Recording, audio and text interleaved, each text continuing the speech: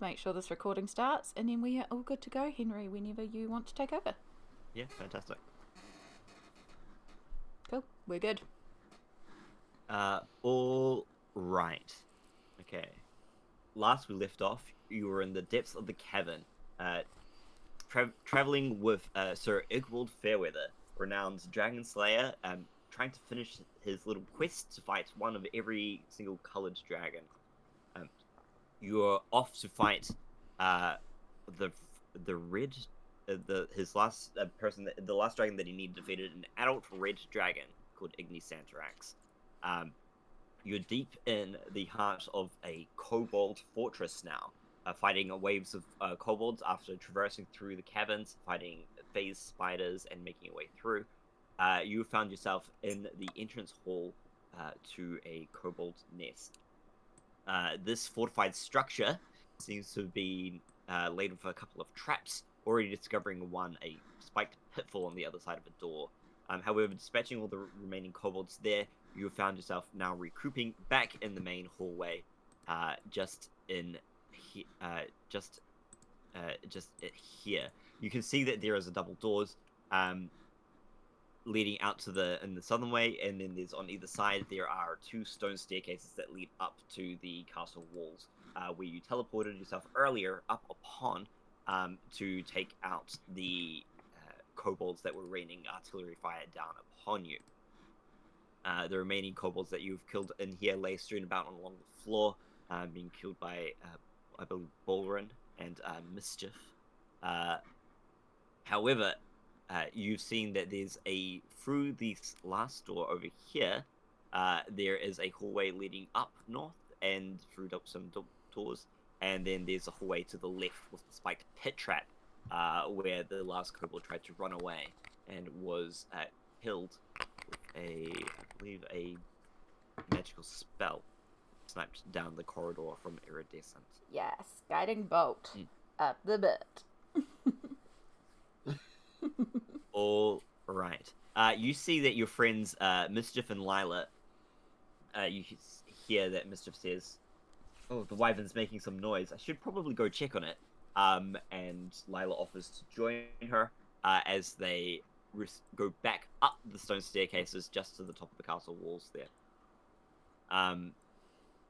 After a little bit of time, you see they come back down, now with their friend Durga from earlier. Dee, could you describe Durga for us once more? So, Durga is your classic mask warrior. She is like 7 feet tall, so obviously like the biggest one here. You can see she's wearing royal armor. That's the rare, like that's the rarest one that you can see around. And I am like on my back are two great swords. One is of my brother, and one is of my father. And I have my shield tucked away, and I don't use it now anymore.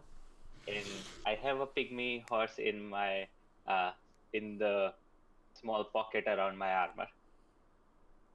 Oh, excellent. You see that Sir Egwald kind of says, my savior, nice to see you once more. Thank you for coming back. I take it that the rest of the people were able to get out of the mine safely with your help. Is that correct? Yes, they are safe now. Thank you so much. They'll be forever indebted, and so am I. So let's get this dragon slaying underway. We shouldn't be too much further now. I can feel the heat coming from deeper within the caverns. And you can feel that this starts to get like warmer and stuff. We're back in the spider webbed areas of the phase spider nest. It's a little bit damp with the moisture. Now all the stone is starting to be kind of a little bit warm to the touch, and the moisture seems to be leaving the air as well, getting drier as well. You can see that Mischief and Lila says, Mischief just kind of says, I think there might be some other things that we need to take care of. If we stay back here and just make sure that everything's secure, we'll catch up with you soon. Oh, we have Georgie. Hi, sorry, I was sleeping and That's all right. Hi. That's all good. Nice to see you. Glad that you could make it. We've just been joined back by Durga, and we're back in the Kobolds' fortress once more. Lila is going to. Lila kind of says, like, why don't I take up the rear? Just make sure that there is no more kobolds that are kind of chasing us from behind, while you guys go and scout out further ahead, and then I'll meet up with you once we get closer to the dragon's nest. It seems like a good idea. So Georgie, just when you're ready, you can jump yourself back into Roll20. Let me know if there's any issues. D, have you been able to find your token for Durga on the map? Yes. Cool. And you can move them around and everything? Oh, actually, I can't touch the tokens. So maybe I can place it again. If you can remove that for me. Yes, let's see if we can do that. Yep. And I have placed. Oh, wait, that's a select and move. Okay, I was in the wrong cursor. Never mind. Okay, cool. Done. Woohoo! Great. So you find yourself in this room. It's about like 30 by 40 feet. You see the stone staircases leading back up to the castle wall. There's a door to the left, followed by a quick spike pit trap, which one dead kobold lays in the bottom of. That hallway leads down to some sort of bed chambers, down where the kobold was sniped by Iridescent's guiding bolt. On the other side of these double doors lays the last slain enemy there. You can see just a little bit down the hallway, there seems to be these large holes in the walls, which, if anyone's done any sort of adventuring, is very obvious to be some sort of arrow trap that should be triggered somehow as you walk down this hallway. Iridescent just kind of looks up at Durga, but has to look up like even more than usual from their tiny seated position in their wheelchair and just be like, I like your vibes. Should we go do this thing? I'm still not really sure what I'm doing down here. Hi, I'm Iridescent. I say, yeah, I think we should find something to like put it behind the door and see if we can trap. If we can start the arrow trap, there should be limited amount of arrows. Yeah, so the hallway seems to be around about like 10 feet wide and just like 30 feet long-ish. You can see the hallway then bends around to the right-hand side as you guys are just kind of like talking. Can I get everyone to make a quick perception check for me?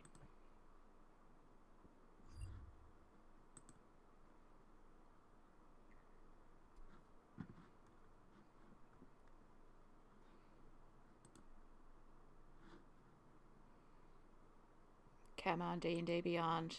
I know it's difficult. That's very high perception. An excellent roll from Balren.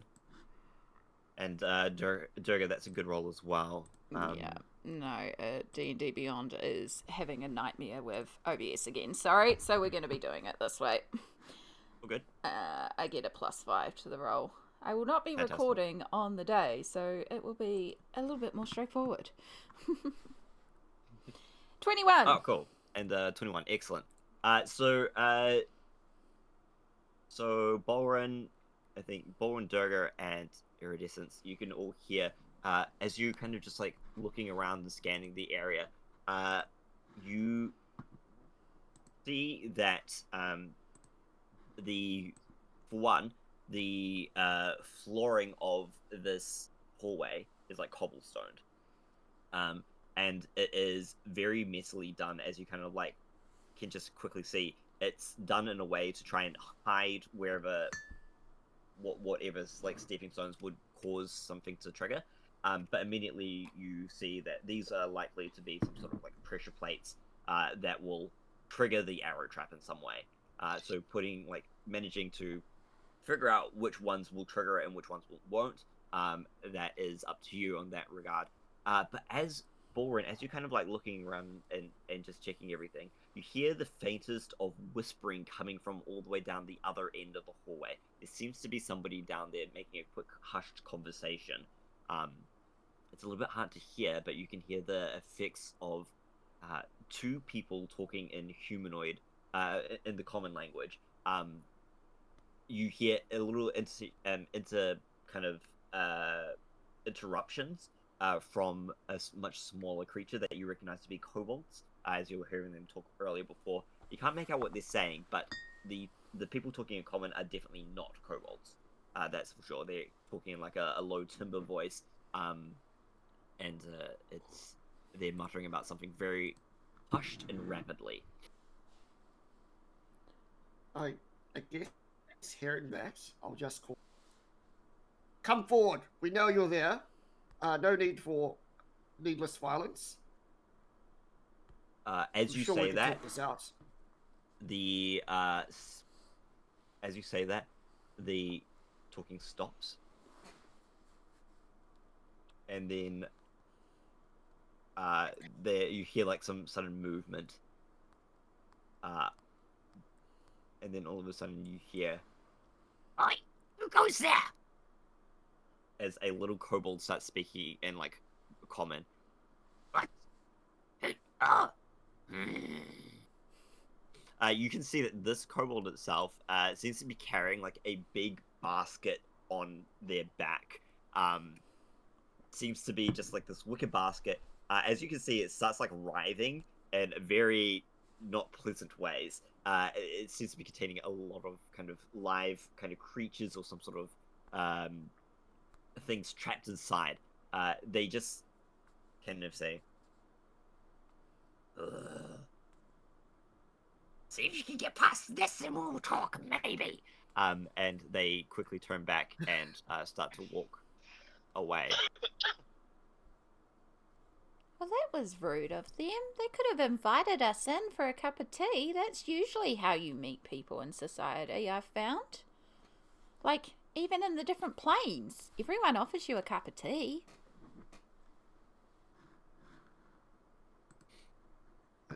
To be fair, we have killed a number of their friends. That's true. Yeah, I don't think I'll give you tea if you kill my friends. Yeah, I still feel very bad about that.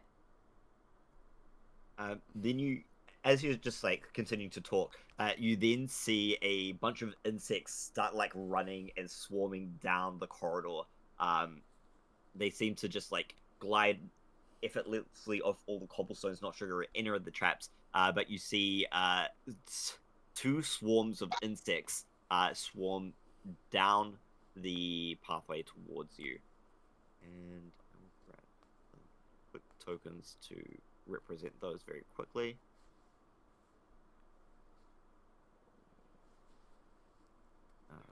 I'll just make them.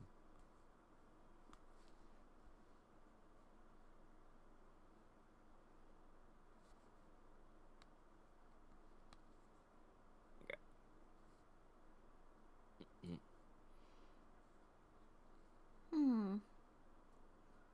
Would this be considered a monster? Yes, these are considered monsters. Fantastic.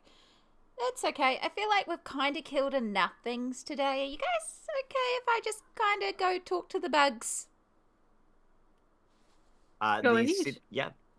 They swarm down, reaching up and like kind of crawling over the dead kobold's body. As I think Sir Igor kind of steps back and says like, "Oh dear." What would you like to do, Iridescence? I will cast Charm Monster. I need a Wisdom saving throw of 17. Okay. These forms of monsters have an amazing wisdom stat of -2, so they will need to roll That's what a I 19 on the thought. dice. Let's see.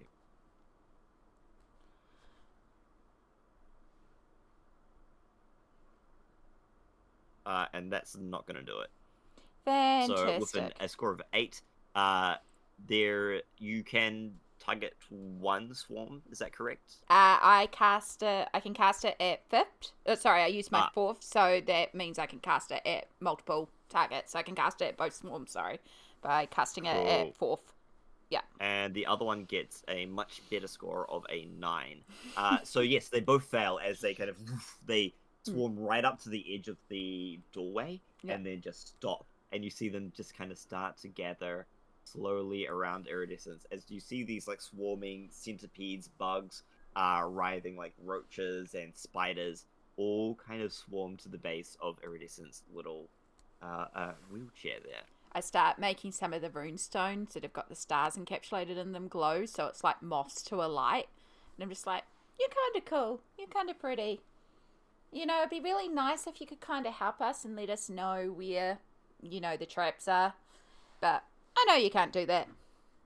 But yeah, as long as you don't hurt them, they're going to be our friends. Amazing. Thank you. So they're very happy. So they are charmed by you, I believe. Yeah, they're charmed for an hour. Great. And they will be able to help you out in any way that they can. These are not the most, powerful creatures in the world. But perhaps you can find some unique way of utilizing them to help you out very quickly. You just hear a little bit of cursing and draconic from the other side of the hallway, and then that sound dies off once again. Does anyone have anything for the obvious trap? I think I can see some of the stones that could trigger the trap. So maybe we can try and avoid those stones and walk around and see if we can make it through unharmed. All right. So go ahead, you guys all have free control over your tokens. Let me know if there's any checks that you would like to make. If you would like to go down and visit that little kobold bedroom down on the left-hand side once again. I believe as long as you have a strength score of at least 10, you can make the pit without making a check. So do not worry about that too much. Ooh, what is my strength score? I'll have a look. I have flying boots, so I'll go take a look. The door is open as well, so Lila was down there earlier. You see that there is just like the scorching remains of like the kobold as they've been shot back by a magical blast. In this room there itself, you can see that there are 2 little bedrolls, seemingly just like messed up. A lot of dirt and grime is in the area. Over in the far corner of the wall, there seems to be this rubble that has fallen out of like the mortar of the walls and stuff like that. That is just kind of like neatly piled up in the corner. Okay, so there's nothing of interest in there? Why don't you go ahead and give me an investigation check then?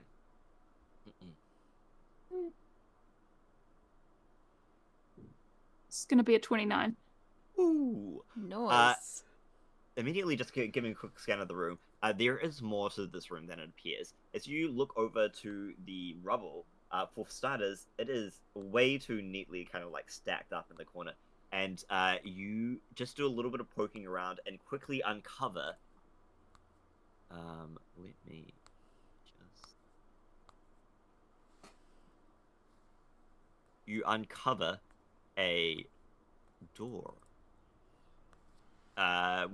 Basically a secret passage, so let me open that for you. Leading further in.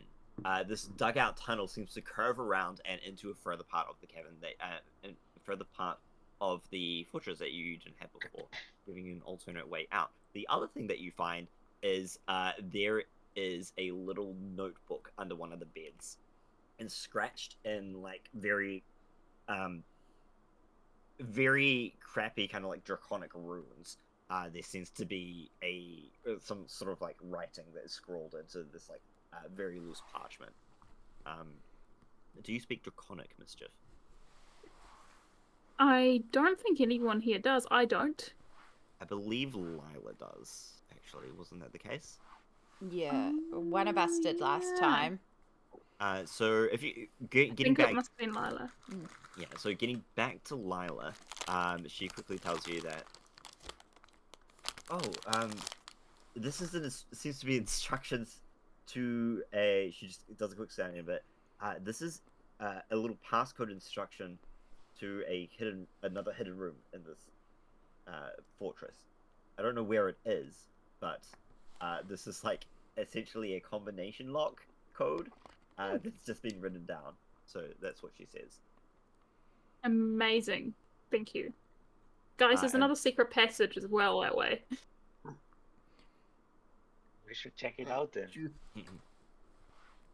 I wonder if it will bypass this hallway in front of us. Possibly. Yeah, maybe. Well, my strength is -1, otherwise I'd offer to carry someone across. I can carry someone. I mean, the wheelchair is extremely heavy, but I do have something that I really wanted to try that Mischief has been helping me with, so this might be a good opportunity to test it. And Yes. yeah, I'll wait on the other end to try and catch you. okay, if need okay. be.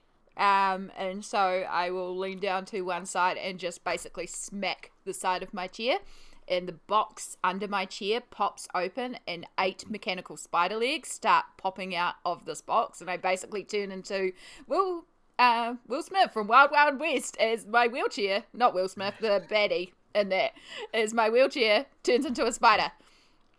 And because of the features of the wheelchair, I basically get the effects of spider climb, so I just climb up on the walls into the roof and scuttle along the roof. Yeah, and the stretch of like this like wheelchair as well with the spider legs and everything make great like handholds and everything, so you're able to, like, if you needed to, help and like catch people if they're going across that pit as well. Just with the number of extra limbs that you have there at your disposal. It's only lasts for an hour. That's as far as we took, and then it takes 2 hours to recharge because we're still working on the battery. But if you need a hand, literally, I got 8 of them at the moment. Tentacles, legs. Between Iridescent and Durga, you're easily able to get everybody across the pit over into the other room. And if you would like to move yourself over there, you can see that there is a tunnel that curves and leads around. I will need to unlock the other side of the tunnel for you very quickly. So just give me 1 second. I can't bring the bugs with me, but we'll just pretend the bugs are following me at the moment. And the bugs will come with you as well. So yeah. Just remember that you have with you right now 2 swarms of bugs. Swarms of bugs. And the best part is I don't have to concentrate on that. Ha ha ha.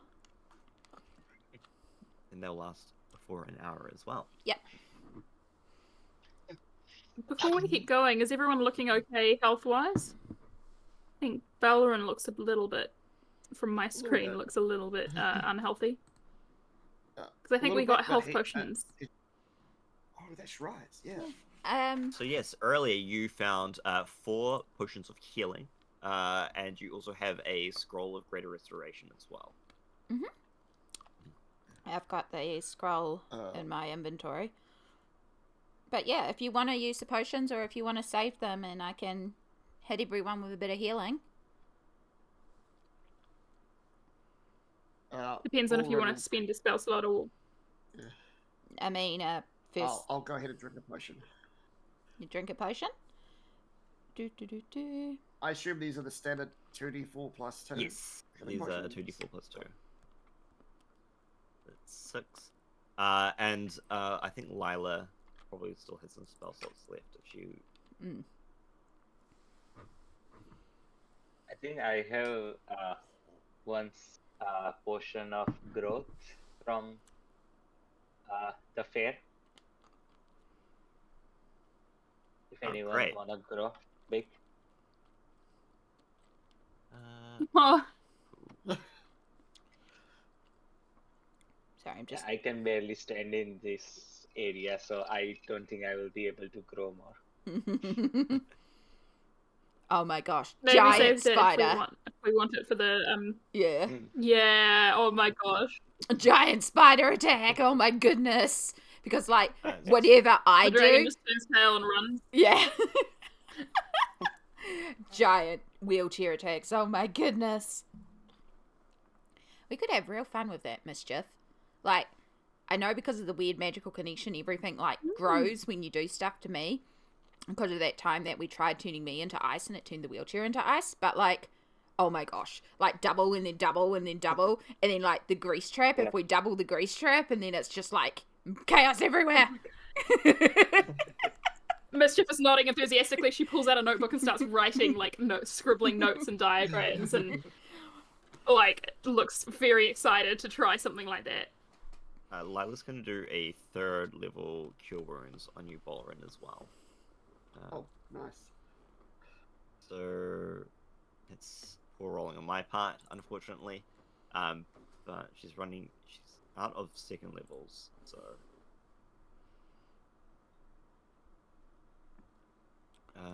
and that is +4, so 12 hit points back as well. Balren's looking pretty good right now. Awesome. So this seems to be like a smaller carved tunnel. You see, Durga, you do have to kind of stoop yourself down as this is built for kobolds. And as you manage to, get your way through, you're just a little bit hunched over and having to adjust your greatswords as you walk through. But easily out in my hands and crawl. But you'll also move yourselves through. Go ahead and continue moving. And you walk into another kind of like rest room. You can see there's once more bedrolls. There's a small table that seems to have like an array of cards and other kind of like weird mishmashed board games strewn across it. You see there's like some like little figurines from like dragon chess. You see some like dwarf figurines, some like dragon and wyvern figurines. But none that would make like a complete set. There's like one of the 3 boards that you need to play dragon chess there as well as like a couple of free dragon anti decks as well, knuckle bones and some other gold pieces and copper and stuff like that as well strewn across the table. Oh my gosh, look at this table. It has like things to roll and all these little figures and all these strange markings on paper. Who sits around a table and plays games with this sort of stuff? Like, there's adventuring to do. You can see there's like one little screen that's like cordoned off on one side of the table, and behind it is just strews and strews of paper, and it's all blank. Except for one where there's just scribbles everywhere and go, Yeah, why? and telly marks. And just from this room, it's another resting area. There is a couple of little mugs as well on the table that have some questionable looking drink in it. But otherwise, it seems to be very empty. There's one door leading out north of this room that would likely continue further. Balren will taste test those drinks. Go ahead and give me a Constitution saving throw with advantage, Balren. Cool.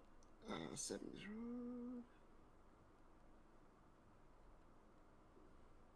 That was with advantage. As you bring the cup to your lips, it's like a little bit spicy and earthy in flavor. You feel like this deep welling of gurgling in your stomach, but it seems to be okay.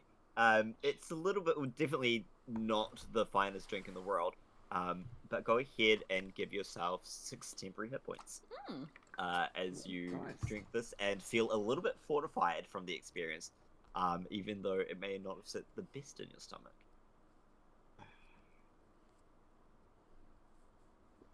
You'll see Balren kind of like swig it down, make a kind of weird face, and then look relatively, happy with whatever flavors came out of the drink itself. Why is it spicy? I guess if it is just sitting around here all day collecting dust, that's why. Iridescent retracts back the spear. Yes, that wouldn't make it very good. You never Balren, know. you have a perception of +9, correct? So your passive perception is 19. Yeah. The other thing, you just like as a quick cursory look around, you also spot that there seems to be a peephole in the wall just over to the side over here. I'll immediately point that out. You see there's just, it looks like there is a small, like, kind of carved out hole in the stone wall that looks, and it just looks straight into darkness at this point in time. You can't actually see anything else going on the other side there. But if anybody wants to have a look, it just looks into darkness, and but if you have dark vision, you might see something else. Oh, I'll does have a anyone look. have- Yep.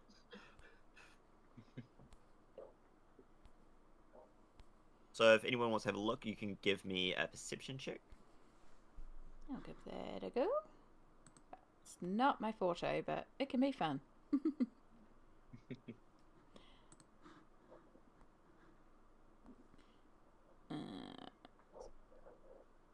And that's +5, correct? Yes, I believe so. Skills. So you each take turns looking through, finding it very hard to see anything, just because it's looking through quite a long little drilled hole. And you keep looking through, there's no light on the other side to make any sense of anything. But you do see, just as you're kind of like working together to shine a little bit of light through with the light that you're producing, Iridescent, you see what looks to be just the top lip of a chest far across on the other side of this wall. Durga, did you want to have a look in the hole to see if you could see? Oh, it's too dark, so I don't think I'll be able to see. Okay. But yeah, just probably about like 10 or 15 feet further deep into this bored hole is looking into another room completely in darkness that is holding a chest. So I'll leave you with that. Could you ask one of the spiders to go explore through the hole and see what they see? Yeah, I mean, your insects definitely could get over there. Yeah. yeah, I can ask them. I will. I mean, blah, blah, blah. Where's my spells again? Yeah, I'll give it a go. I don't think it's technically what I could do, but we'll do it anyway. We'll try it, because why not? So you use Charm Monster, is it correct? Yeah. So they're friendly to you for now. So go ahead and make a either an animal handling or a persuasion check, and you can do so with advantage. Ooh. Oh, we're definitely doing animal handling. That's way better. That's a +5 to this roll. And with advantage. So that is a 5 plus 5. Those be some great rolls there. Unfortunately, they kind of like they some of them make their way through and just kind of like disperse, and you lose a couple part of the swarm as they kind of just leave and go about their own things. The ones that do come back just kind of let you know that there is another room on the other side of the wall here. Yeah, nothing new, no new information that you would have found out otherwise. Yeah. But it just takes them a little bit of time to get through. They confirm that there's something over there, and there's another wall there, another room. Do we just keep going then? Yep. So you have a door further to the north of here. Seems to be the only other think exit we're out gonna- of this room. Should we open that quite carefully, like open it standing behind the way it swings? Quite carefully in case there's an arrow trap, and check for any pit traps as well before we keep walking. Why don't you go here before you open it then? Make an investigation check for me.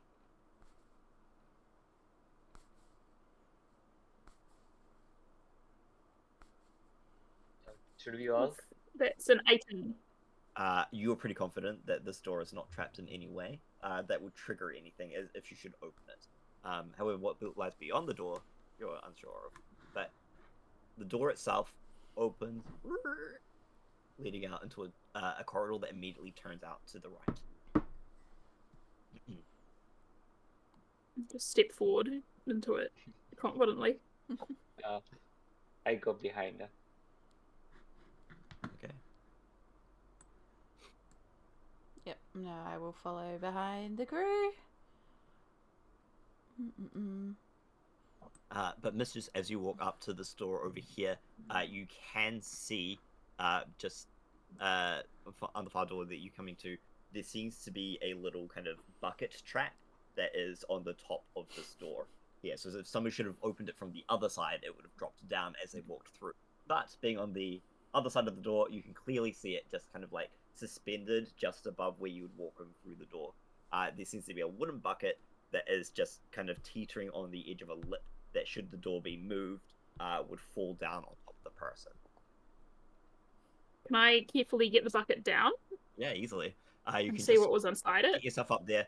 It's filled with 4 glass vials of a greenish bubbling liquid, which you immediately recognize as an artificer, as alchemist's fire. Nice.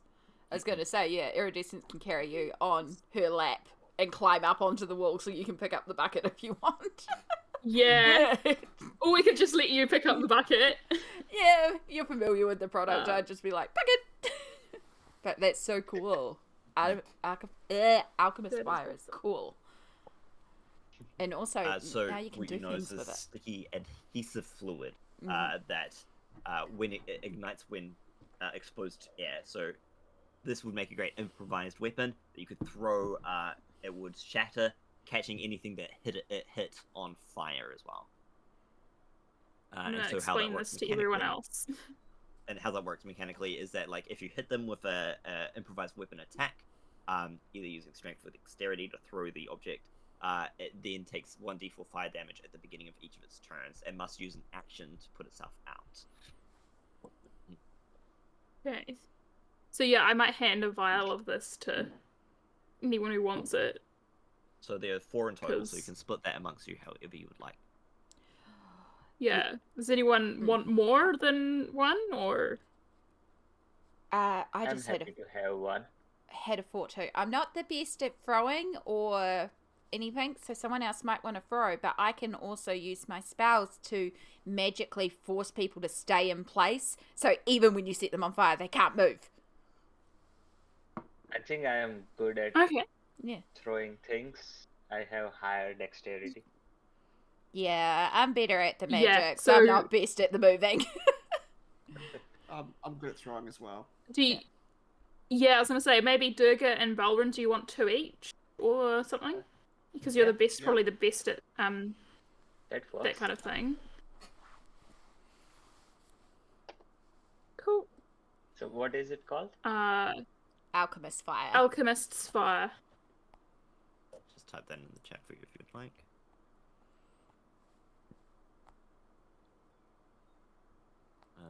You should just be able to.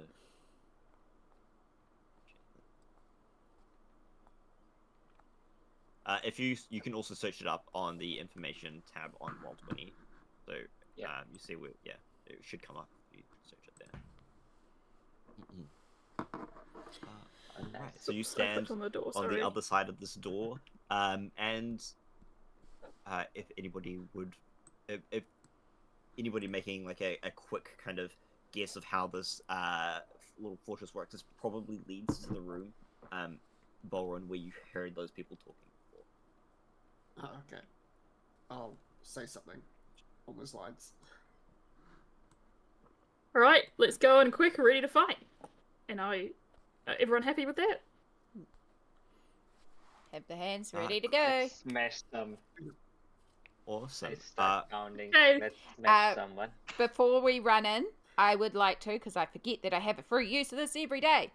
As the hands are going ready, slight glare flow, and all 3 of you have bless on you. Wonderful. Because I can Feels do really that good. for free every day. Because travelers are awesome. Astral travelers. Seriously, the Astral traveler background is amazing. But yeah, so you get to add a blah, blah, blah, blah. Oh my gosh, sorry, I've lost it on my phone. It's a 1d4 to attack rolls and saving Saving throws. throws, yeah. So long as you are maintaining concentration on that. Yeah, and like I said, the charm monster does not use concentration, so you are good. Yes. Yeah, so attack rolls, saving throws. Do. Everything 1d4 more. Yeah, 1d4. Right.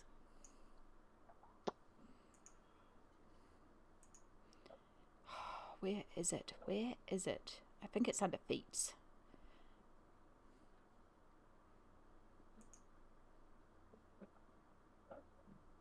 There it is. Haha. Alright.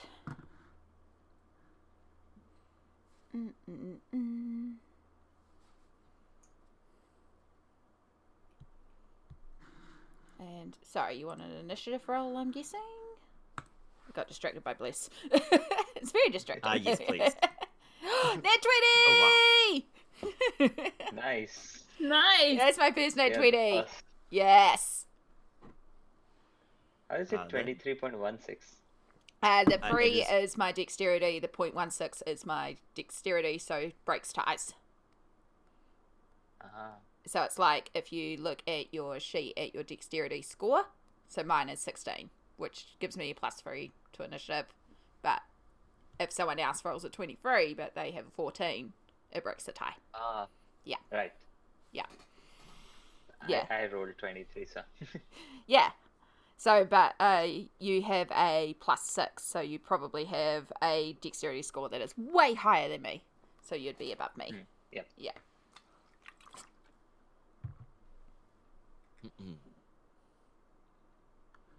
All right. So that brings us to the round. So that's Durga or Iridescent. You've got the same turn initiative. So go ahead and you can choose among you who you'd like to go first. If you should so please. There is the door in front of you. But this corridor is wide enough for you guys to just be able to move past each other. So don't worry about like having to wait or anything like that. Mhm. So I'll just go inside. As you walk in, you see that there is a large kind of room. It's got a stone seat in the middle, and hidden behind, you can see that there is a man in black armor, who immediately seeing you shoots a crossbow bolt at you as a reaction as you walk in through the door. So I'll quickly.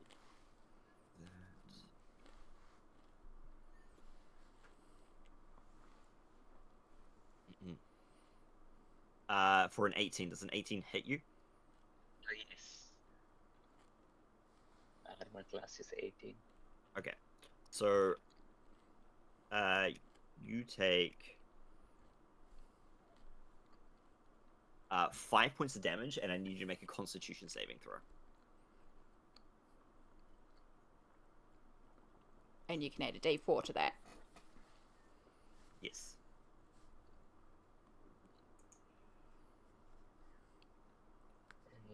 D4. Okay. 17. You feel that the arrow that lodges into you, you can feel it just like burn with a quick poisonous feel. You shrug off most of the effects of the poison, but you will still take 7 points of poison damage as well on top of that. And you are not poisoned. So. So 5 plus 7, so 12 points of damage in 12. total. Okay. But you can see he seems to be hidden just behind the edge of that stone chair in the center of the room. On the far side of the wall, you can see that there are 2 like statues, and the other person in the room is that kobold that you saw earlier as well, the one with the wicker basket on his back. And they look panicked and they're like, "Ah, you really did come from the other side!" I get my sword out and I'm ready to ready for the combat. Cool. If you want to ready in action, you can do that. So ready in action uses your reaction to have something trigger. So, like, say, should the one of the people come in up towards you, you can use your reaction to attack them. But you still have your action and full bonus action and everything. You've just only used your movement so far. So if you would like to do anything, that's up to you. If you just want to wait for your friends to come in the room, then you can do that as well. I think I'll just quickly say, "Hey, that's rude." To the guy behind the chair. They just say, "You're here to kill our master, so that's rude as well." They start like reloading their crossbow to shoot you once more. Bringing us to Iridescence. Cool. Iridescence will, because I still have the spider legs up, climb up on the wall and move on top of Mischief, and then climb up on the wall here, like aiming to go kind of on the roof. Yeah. So the roof is just like, it's only about like 10 feet up ish. Yeah. Just gives us a bit of space though, away from everyone else. For sure. You can definitely move, like, stay in other people's spaces in that regard. And then I look at the one that tried to hurt my new friend with the awesome armor, Durga, and be like, "Oh, no, no, no, no, no." And I would like to Guiding Bolt. Guiding Bolt. Go ahead. That is like a 25 to hit. Yeah. Cool. For sure. I am doing this at 5th level, which means, because, like, we're just getting this done. So, I don't even know if it will let me roll this many. I think I have to manually type it. Roll 8d6. Can I do 33 points of damage, please? Nice. What does this look like? This is a hefty guiding bolt. Yeah. I'm just like, "You hurt my new friend!" And just release a wave. And like, for those of you that have seen the guiding bolt, it's been like little starlights, and this is like a sunburst bursting on this person. It could be overkill, but... Guys like, ooh. It slams into them. They seem to weather most of the damage from that, but that is a hefty hit. They're not happy about that. And you can see that starlight still glittering on them, giving the next person to attack them advantage. Exactly. And I won't worry about my... I could take my starry form. You know what? Let's just really go for it. No, does starry form involve concentration?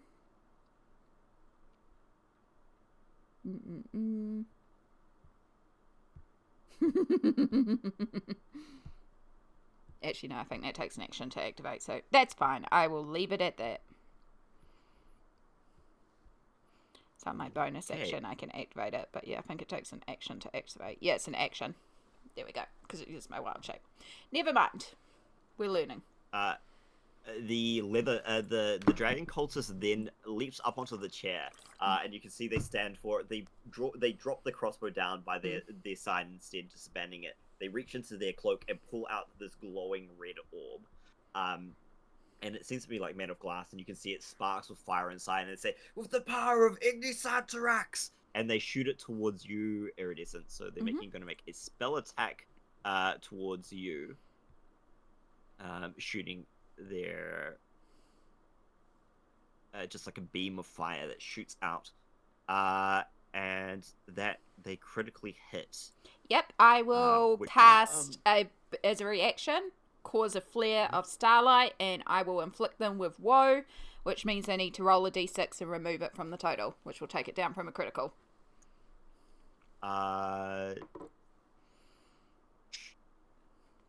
Yeah, I suppose it does.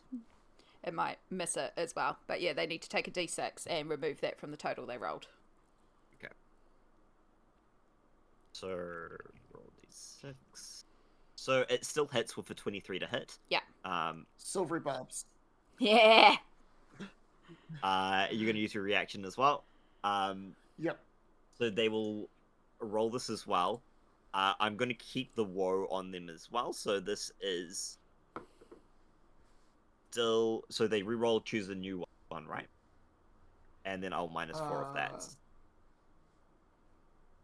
Yeah, must that's re-roll, usually use you d20 roll. and use the lower roll. So they then roll an 18 plus 7 minus the 4 from the d6 is still 21 to hit. Which will still hit me. But it's not a critical. It is not a critical, which is lucky, because this deals 30 points of damage to you as a beam of fire shoots out and slams into you as you're trying to like hold on for dear life with your spider climb clinging to the wall. Cool. Let me roll a concentration check on Bless. Yeah, that's blah, blah, blah. So 30, so it'll be 15. I think that's fine. Oh my god. Wrong one, we want saves. Okay, Bless drops. I have a 14. Right. Actually, I can use my reaction. I think to add to a saving throw you make. +6. Hell yeah. Plus a d6 or plus so yeah, so you bless this one. Flash of Genius. No, from... +6. Nice. Here we go. Alright, what does that look like? Because this is the first time we've seen Mischief's Flash of Genius. So what happens in this moment as you all kind of pitch into help Iridescent? I have not thought about this one. I give her a piece of advice, I suppose would make sense. Just don't forget to remember your other spell. I don't know. I love the effect. Just The guiding bolt a quick was... pep talk from Mischief. Yeah, I love the fact that guiding bolt was to help Durga, and then as a result, Balren helped me, and Mischief helped me, and we're all just like helping each other with these boons so that you all Little get help circle. blessed. It's just Let's like go. magic flying everywhere at each other. And then Yeah. it's just, you're all too nice, says the guy in the chair, and he starts casting a spell with his bonus action as he casts a Dragon's Breath, and you see him go, and a plume of fire exudes from him in a 15-foot cone. So Iridescent, Durga, and Mischief, could I please all get dexterity saving throws from you? Yeah. And we can still add d4s to that, can't we? You can You can indeed. indeed. Woohoo! Oh, 19. by the way, So I got a 15. silvery barbs, I gave myself advantage. Fantastic. Good idea. Was it you- D4 to it? A D4, yeah. But a 15 already makes the save, so you'll be taking 7. half damage. Mhm. So that is 6 points of fire damage as you're all lit with flames that spew out of this guy's mouth. And that ends his turn. Mischief. Mischief is spitting mad, like, you hurt my friends. And that's not okay. So she's going to... I mean, we've been ignoring this poor wee dragon down here. But she's going to cast... I'm just going to double check that this won't hit anyone because I don't want to make that mistake. That's why Oh, I I did can go up definitely on do the it so it roof. doesn't hit anyone. I'm going to cast Shatter, like, around here so that it hits both of these guys. And maybe even one of the statues. I think that does affect objects, but not any of my friends. And where is my shatter? So it's a DC 20 Constitution saving throw for shatter. So would you like to hit... If if you center it in the chair, I believe it's with a 20-foot radius. What is it? 20... It's a 10-foot radius, so it's a 20-foot 20-foot diameter, diameter. yeah. So you could hit like both the statues and the kobold and the other guy, and not hit Durga. I think. It's like if it's like Okay, if I can do that, then I will do that. I'm fantastic. trying to destroy the room as well. I'm really angry. the chair starts to like break apart at the seams as well. An explosion of just like echoing like crack as something. It sounds like something just immediately breaks within the air itself. Leading with a thunderous sound. Go ahead and roll your damage. I'll roll saving throws for my guys. Wonderful. That's only 11 points of damage. It's a fail. So damage is damage. I feel like Iridescent Damage has is seen damage. you in this mood before when nothing's worked and you've just like released shatter at all your experiments to just be like, I'm over this. So they like take their spider legs and just like claw into the rock and be like, we've been here before, this ain't good. This is Mischief basically throwing a tantrum. 20 CC 20. Wow, okay, so they both failed in, taking 11 points of damage. 11 You points see of damage, yep. the statues kind of crack and break away as arms fall off and like a sword drops. The chair just like falls out from underneath the guy who just like, lands on his feet below it there. And yeah, good damage. What else would you like to do? You still have a bonus action new movement. So Mischief's a bit mad. She's gonna get she's gonna move if the door is open. There we go. I think I keep clicking the door instead of her. 1, 5, 10, 15, 20. She's just gonna move here so that if Durga wants to flank any of them, she can help with that. But also she's just running at the sky, going like, I'm not gonna let you hurt any of my friends again. And then bonus action, she gains 11 temporary hit points. Oof, cool. Nice. Excellent. So her armor starts glowing a little bit. Fantastic. Boring. He's gonna run in.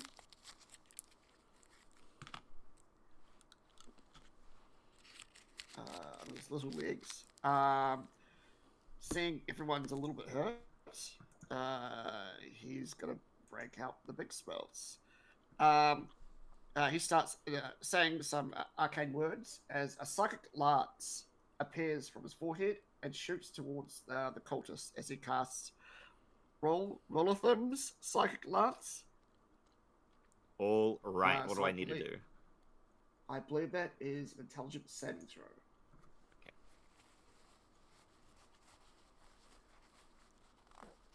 Okay. He fails the saving throw. So taking 27 points of psychic damage. Just see him hold his head. Incapacitated. And incapacitated until the start of my next turn. Nice. Oh, excellent.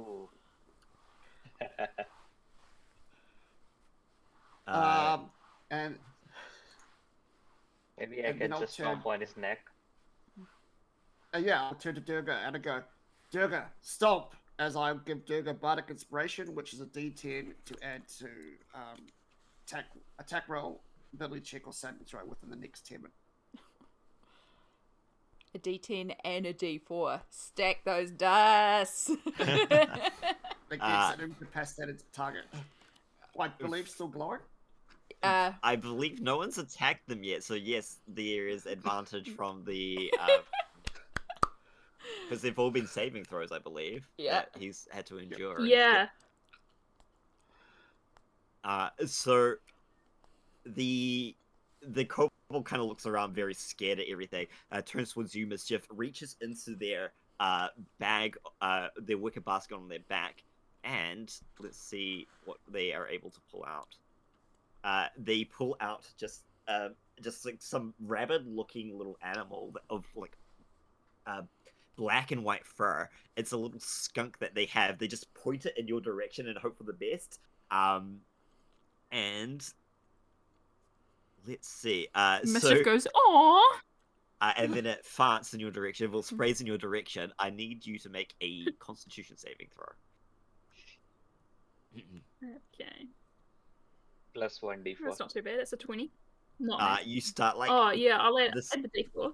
Yeah. The smell makes you like want to retch and everything. You only need to make a DC 9 Constitution saving throw, so you easily make it. But you feel like you want to throw up a little bit in your mouth, and you've had some some bad smell in your time adventuring, but this is really rank. Seeing that didn't work, however, the kobold is going to just try to move away from you as best you can. So do I get an opportunity attack then? You sure do. Oh no, I've already used my reaction this round, so he gets away free.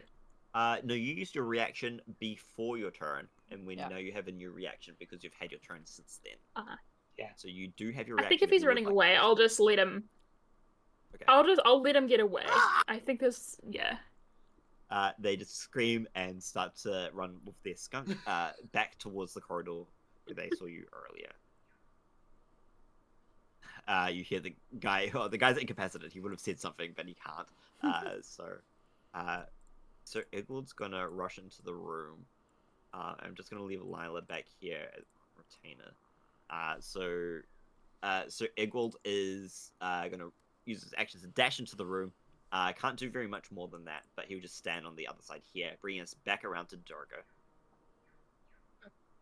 So I go towards the incapacitated guy and I say, I think it's time to wake him up. I grab him up and then I swing him really hard on the other side of the room, on the wall.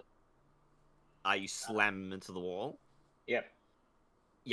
So he's still incapacitated. So he's just like kind of twitching with like the psychic mental energy kind of. Should I do unarmed strike to that? It depends. Like if you want to keep him alive and just want to knock him out, or if you want to like talk and pull him afterwards, you can just use like. I just want to non-lethal knock him damage. out. It was just a sarcastic turn.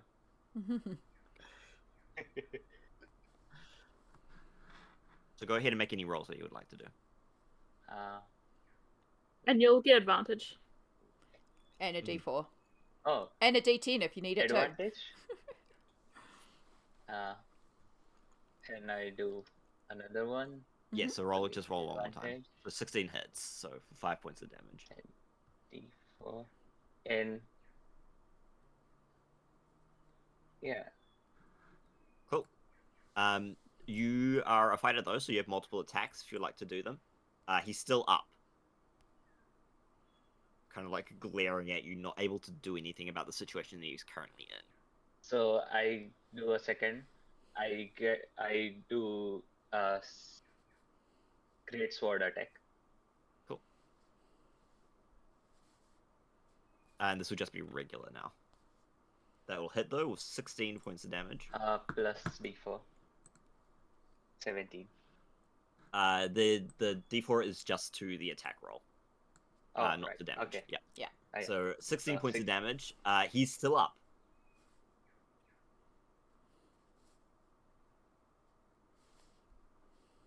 Yeah. Do you have one more attack at this level, or Oh. are you? I don't know. I think 3 attacks is.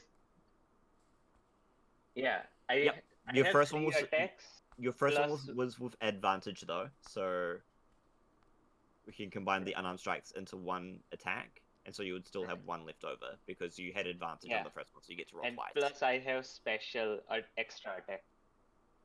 So I have total 4 attacks. No, you don't have 4 attacks. You have Oh. 3 maximum. That You can use then- fighting oh, like extra attack action is, surge. Oh yeah, okay. Yep. That is 3 attacks. Okay. So I will do another great sword attack.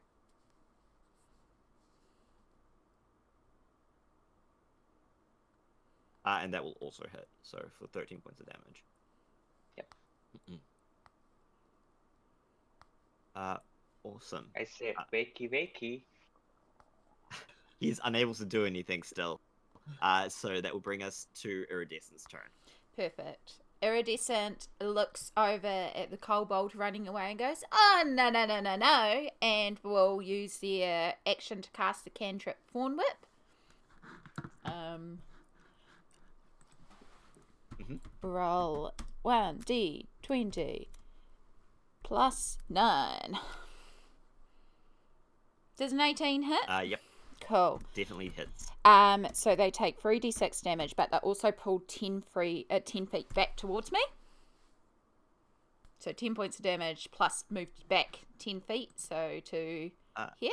What does it look like when you defeat this man? That is enough damage to kill him. I basically just Indiana Jones crack a whip made of clusters of stars. It looks like almost like fiberglass. Is it fiberglass? Fiber optic. You know, you get that cabling with the little lights in it. it looks like that Yep. as it wraps around them. And I pull them in, I'm like, you can't run away yet. And then I'm like, oh, whoops, I killed another one. Oopsie. And then for my bonus action, I will cast a spell because I use a cantrip for my action. I will cast a healing spell on myself. To there's a few of us that need healing, aren't there? No, that's concentration. Never mind. We'll just do healing word on myself. And just be like, Okay. it's okay.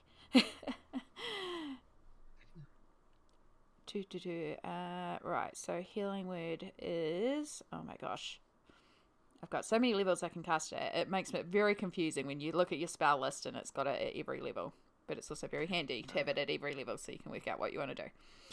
But yeah, you can carry on with me. I'll just heal myself up some. Because I'm at 34 out of 80. Cool. I will just ask the rest of your group, though. What would you like to do with the... what would you like to do with the kobold running away? Because Probably want to catch him at least. it's up to you. Yeah, I'll we let you can decide as a run group don't if wanna you let him want get just let away. go, or if you want to... We can run after that. Can I cast hold person on him? Yeah, go ahead. You're up. Would be up next. Well, after Mischief. So, yep. You reach out.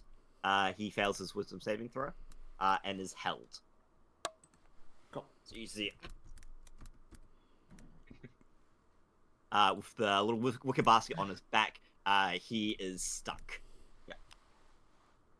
I told you we just want to talk. What's in that basket? Are there more of the stinky, cute creatures? Do you want to go have a rummage around in his book? He's currently paralyzed, cannot talk to you or anything like that. So just like kind of looking with wide eyes at you guys as you can crowd around him. You're able to just move him around as you please. So I just drag him a little bit back and throw them into the room so you can crowd around him. But if you would like, you can take the wicker basket off his back and kind of rummage through it to see if there's anything else in there that you would want to use. I'll pat him down to see if he's got Yeah? any other weapons as well. He has And then kind we of a should tie variety him of up like and- little daggers and spears adorned around like his waist and on his back. There's a little sling attached to his like loincloth. And then in his basket you find that there is a couple of vials of acid. There is what seems to be some sort of clay pot that is oozing. There's a green slime around the edges. There is a second clay pot of a different color that, as you can like just peek through it very quickly, you can see that there is these rot grubs that are like just this poisonous kind of little tiny worm in it. And then there is a scorpion attached to a stick that looks like another makeshift kind of spear with like a stinger kind of like pointed out to the back. He just seems to be like sort of rubber banded onto the stick. And then there is what looks to be a live wasp nest. Okay. Is there any way we can infuse like acid into, say, Durga's sword so that she can do like acid infused damage? strikes for a bit, for like even if it's just for like the first couple, for like, first one? for like a minute. Yeah. You could you could essentially coat it in like you would for poison, and your first like attack would have like an extra little bit of bonus damage on it. That seemed like the best thing to do with, because we've already got the vials of alchemist fire we can throw at things. Yeah, we can put some acid on my sword next time I step. Which one do you want me to step?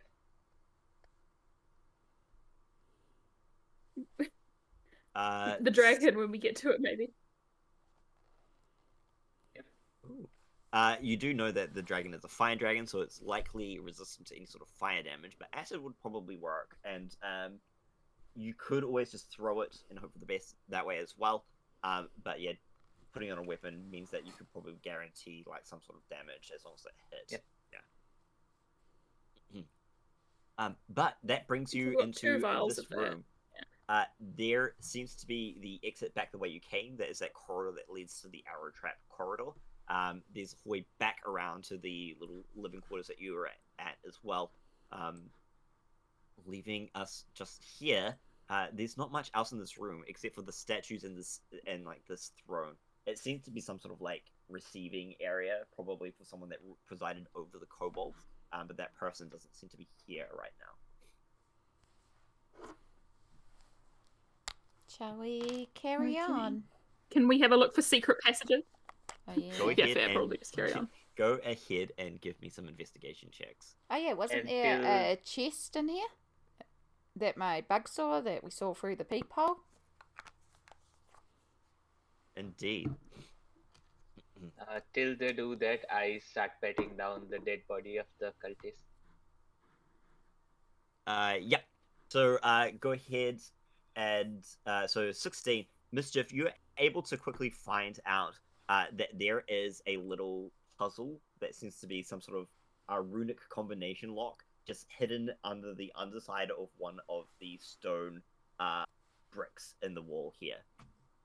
And putting in that the And code is in it that you found matched? earlier, it is a match. You're able to find it, and I will unlock that secret door for you to open. Secrets. And in there you find a little chest. You flip the lid. This seems to have a lot of the kobold's precious goods and everything in here. So you see a couple of gemstones, rubies, topazes, a collection of gems equaling about 250 gold pieces. But you also find, more importantly, 2 greater healing potions, a spell scroll, and a potion of haste. A potion of speed, I should say. The haste will be useful for Durga. Yeah. Oh my That will gosh. negate my Giant and hasted Durga. Mega Durga. Wait, so sorry, is a potion of speed? It's a potion. Does that act similar to the spell haste? Yeah, it's just called something different for some reason, but it's basically haste without any concentration requirements. Amazing. Yeah, we'll give that to Durga surely if we all agree. Heck yeah. Okay. We'll see Mega Durga then. Great. And I'll just like look at Iridescent and say there's a lot of shiny rocks if you want some. I mean, Having probably not seen a whole lot of precious gems. I always do love shiny rocks because they sparkle in the light, but also, and I will look over, I don't have Revivify, unfortunately, but any rocks, any gems that are useful for spells, I will try to hold on to. I don't think these any are of... probably more likely to be useful in like sort of trading and like Yeah. a commerce sense. Yeah. They're just pretty rocks. So that's more like just divide evenly. Yeah. Does Did I find anyone want anything a on the greater dead healing body? potion feeling a bit down? Yeah, there's 2 greater healing potions there as well. So these are 44 plus 4 upon healing. So I guess I can use some healing. And Iridescent should also heal up. Yeah, back up at Yes. 47. I'll take away that 34 that is there. So I'm back up at 47 with my own healing, but I should probably boost That's myself up still- a little bit. So how much is the healing? Yeah, it's from still the only like potion? half. Hmm. Well, what is it, 44? Was it? 44 plus 4, so it's 24 max if you roll max on everything. I mean 20. 5 4s are 20. I can do math.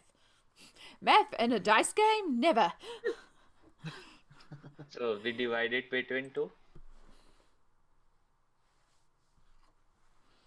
you can figure out how you would like to divide that if you'd like. But Durga, while you're patting down this cultist, you see that there is a bunch of like cultist paraphernalia, including like a big red scale that seems to belong to the dragon itself.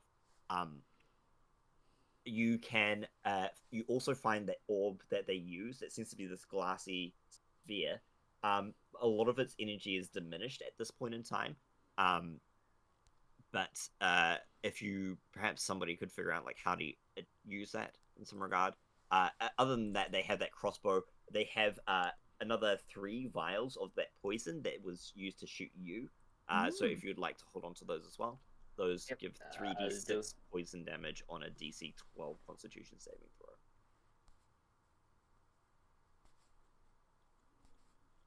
So I'll take those vials. Does anyone wants poison? I think I'm okay. I feel bad. I don't enough really with have all any I'm doing. weapons Yeah. or. Yep. Yeah. Then there's one red dragon scale. and a dragon scale, yeah. Is that going to be useful for any spells that may require things like a piece of the dragon or anything? I can't think of any, but someone knows of a spell that requires or works better with a piece of the dragon or something that might be useful. Yeah, there are definitely spells that are like that. Give me a Arcana check if you would like, Mischief.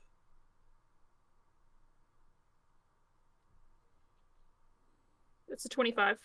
So spells like detection spells, so like scrying and other kind of clairvoyant spells, usually work a lot better when you have like something associated with that person. So like a legend lore or a scrying spell, usually those are going to be the ones that help with like locating and stuff like that.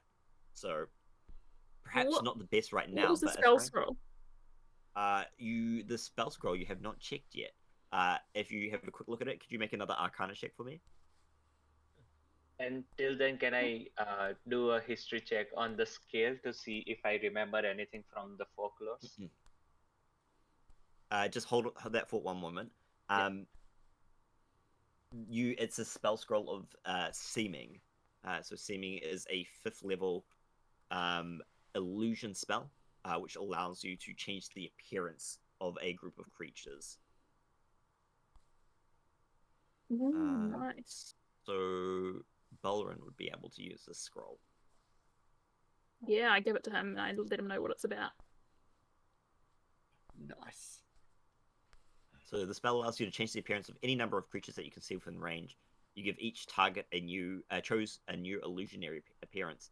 An unwilling target can make a charisma saving throw. Oh. And so it disguises all like armor, weapons, and equipment. That dragon. Cool. So that's what you have there. And sorry, Durga, what was that last thing that you wanted to do? If I can do a history check on the dragon skill to see if I can remember anything from the folklores. Yeah. Go ahead and give me a history check. Oh, that's a very poor history check. Unfortunately, there's nothing much that this dragon scale can tell you. It's not remarkable in any particular way. You could feel like the heat it still holds a residual heat that is clearly magical. Like this is obviously from a magical creature of great power. But that being said, the scale itself is resistant to fire, in the same way that a fire dragon would also be resistant to fire. Mischief, one last thing as you're kind of looking around the room, you notice on the shattered statues that you had up here, one of them where the arm has fallen off helps reveal that was just hidden under in the armpit area a small button that seemingly can be pressed. I look at Iridescent and I say, "Can I press the button?" And I point at it. You can absolutely press the button. I know how much you like pressing the buttons. And she grins and runs up and presses the button. Yeah. Durga says, "Ew," seeing the place of the button. Yeah, yes. in the outfit. Yeah. It's just like a very awkward position. You quickly press the button, and you see a hidden doorway appears once more. Yeah. We'll reveal this for you, and a small hallway leading down. So how are we dividing the health?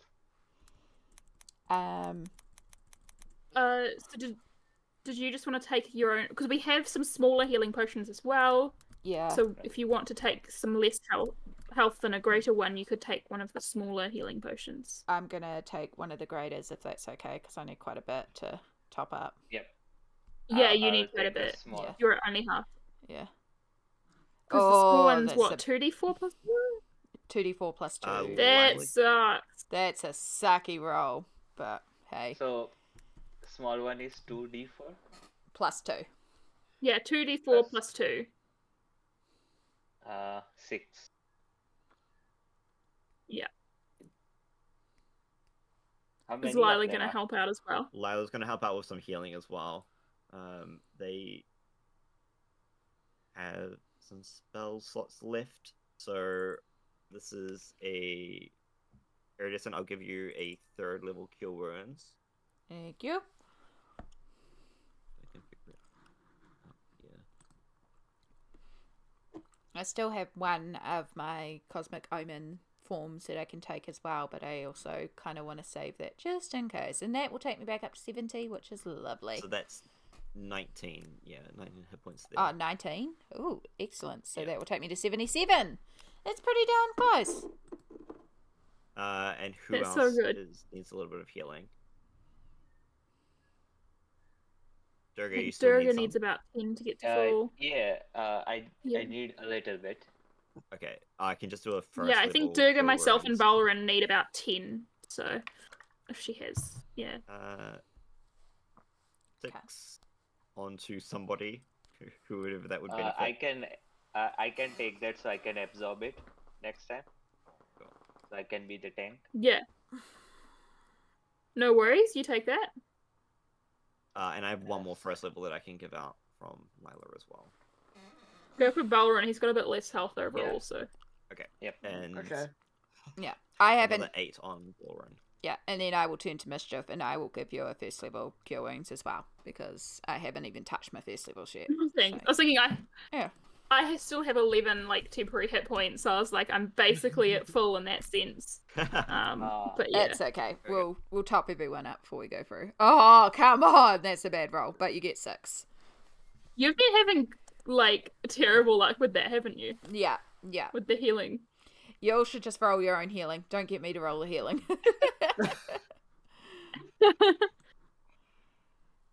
All right. Oh, wait. What order do we I want to go forgot. through in? I can heal myself as well. I think You we all have can. your Oh, second you've wind, got yeah. second wind. Yeah. Yeah. But you can So- hold that on to for the like a fight because you can use that mid combat as well. Yeah. I'll Yeah, it's quite a do that. So while everyone was doing their stuff, Mhm. I was also going to ask if I could ritually cast Commune with Nature, which takes me a minute for to sure. ritually cast. And underground, it will have a radius of 300 feet. And I basically I get to know up to 3 facts about any of the following subjects: terrain and bodies of water, prevalent plants, minerals, animals, or people, powerful celestials, fays, fiends, elementals, or undead, influences from other planes of existence, and buildings. So I basically want to know which direction we should be heading, because there's been so many twisty out paths. It's like, are we heading in the right direction? And also if any planes are coming in and affecting us as well. Right. There is actually a little bit of help from there seems to be this energy coming from further within the mountain. It's kind of at an angle upwards as well. You can see that as you look towards where as you're finishing that spell, Mischief has just unlocked another secret passage that leads just out of the fortress on further north. So if you go north and then slightly veering off to the west and upwards, there is you feeling this, you drawn during this like heat signature kind of from that area. You get the feeling that there is a deep connection in the heart of this mountain to the plane of fire. And you immediately know this isn't a natural occurrence. Like, this is being forced through magical means. That normally there would not be a connection to the plane of fire at this point in time here. That's what I worried Along about. the way, you can feel that there have been influences of elementals that have been dragged through and brought to this plane from there as well. And is there anything else you would like to particularly know? Nothing. That's kind of like direction and planes of existence. Yeah. So, I guess powerful celestials, phase, fiends, elementals are undead. What are we expecting? I guess we're expecting a dragon. You're expecting an adult red dragon. Yeah. But you also get the feeling that just beyond this area here as well, there is a fire elemental. Cool. I will let the party know all that information, including we've still got a little bit to go on, and prepare for a fire elemental. So if you got anything to stop you being burned, or water, or anything like that. Excellent.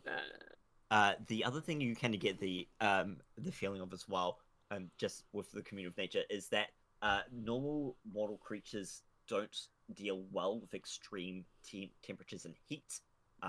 So likely that you'll be needing to make like every now and then Constitution saving throws to prevent like heat exhaustion. So that is something to bear in mind as well.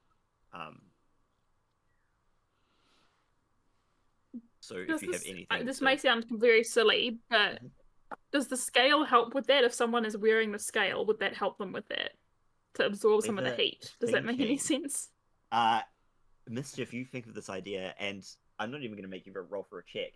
Just holding onto one of these scales, yes, that is definitely going to help. So if you're holding onto it with the magical power that it's providing, it's not going to give you fire resistance, but it will make you immune to any like effects from high temperatures. So while you're holding onto the scale, you won't have to make any of those checks to avoid heat exhaustion.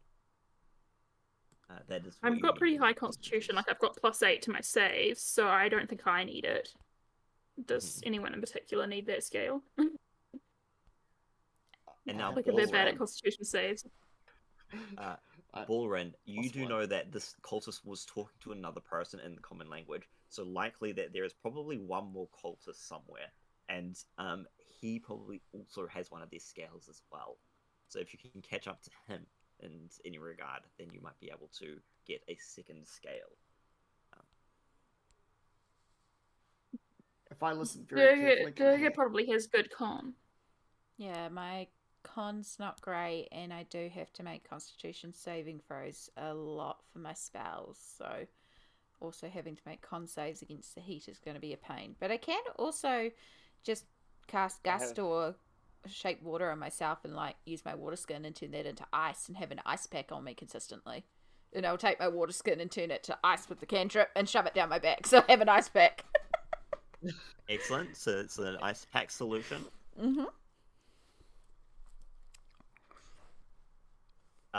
Balren, sorry, I think I interrupted you, Balren.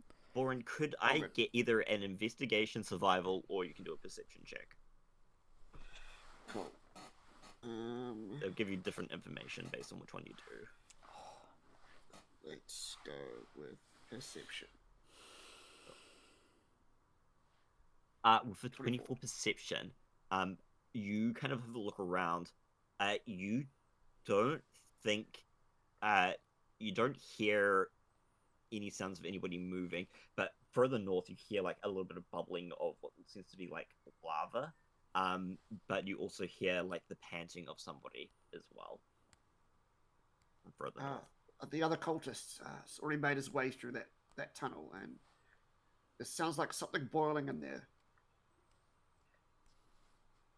Well, we should get going, but I think probably Balren should have the scale if Iridescent has her ice pack, and Durga is she's probably also got decent constitution, am I right? Yep. I mean, normal constitution is +1. Constitution saving is +5. Oh. Oh. You got +5 saves? Yeah. Okay, cool. I think Balren said you only have +1, right? Yeah, +1 to saves. Yeah. So we'll give that to Balren, I think. Yeah, it makes the most logical sense. And then maybe when we get a second one, Durga or a descent. Yeah. Yep. Oh, right. So there is a small secret passage, very skinnily, like you need to squeeze yourself through. Luckily, just enough that using the spider legs and putting yourself sideways on the wall, you're easily able to get yourself through the Iridescent. You are able to move your way through into the little hallway and further north. You see there is a boiling, like, fiery, lavary pit as the stairs, like, starts to wind all the way up around the edge of this cavern itself. You can see the, just below you on this, like, ledge here that you are standing on here, it drops down 10 feet into, like, a fiery kind of, like, lava pit. And then there are these 20-foot high kind of, like, gaps as each of these kind of stagger themselves upwards and upwards and upwards. And there's little lava, pools of lava that have kind of hardened a little bit, but still would be hot to the touch as, like, lava kind of drips down from above from stalactites. Stalactites just dripping onto the floor as well. So careful of those there. You can see a roiling, flaming kind of elemental kind of swimming in the lava itself. And you see just kind of climbing up on the second last pedestal there, the last dragon cultist kind of like looks in towards you, curses under their breath, and starts pulling out their crossbow. Yeah. So that is 30 feet, but that is also 20, 40, 60 feet up above you as well. So he's going to benefit from 3/4 cover from any ranged attacks from you guys while you're down below him. Cool. Are we going in initiative, or are we just going? Because yes, if we're let's just go into going. Initiative. Remember to click your token first. Oh, 21. 20. Nice.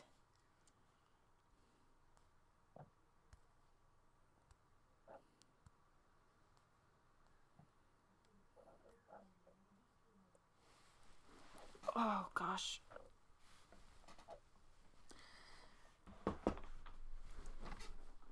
Oh.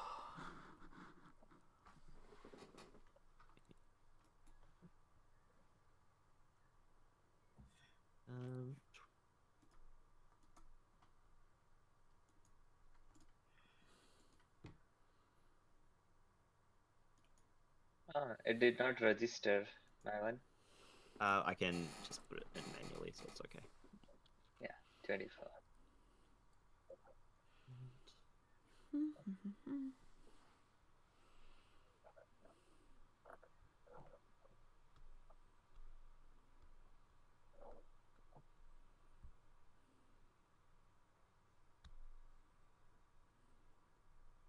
And 16 for Lila.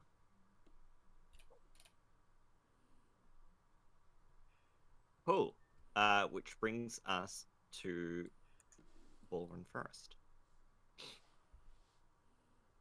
I'm happy for you guys to just move Durga yourself into the room first before we start initiative. Okay. So, I'll move. so yeah, Durga first. Yeah. So, just get yourself, just in that entrance area there.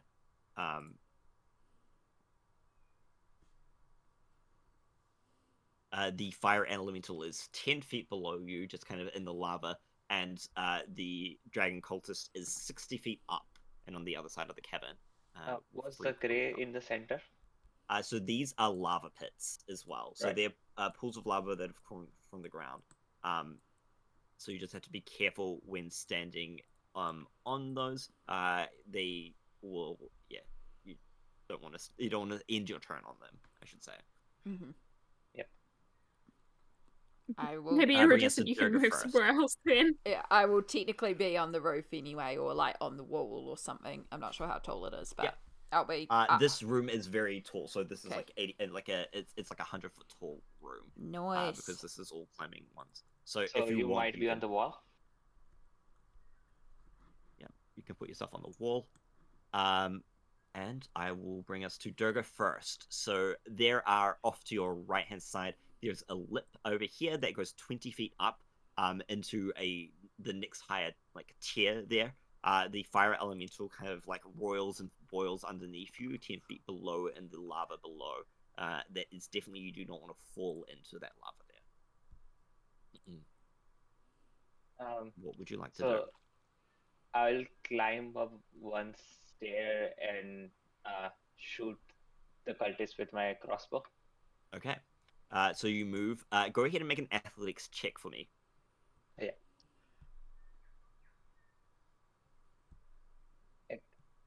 Athletics. 10. So you get to the top, no problem. But you have no movement left afterwards. So you have no more that you can move there. Go ahead and make your crossbow attack. The cultist has 3/4 cover from your attack here, making them a little bit more difficult to hit.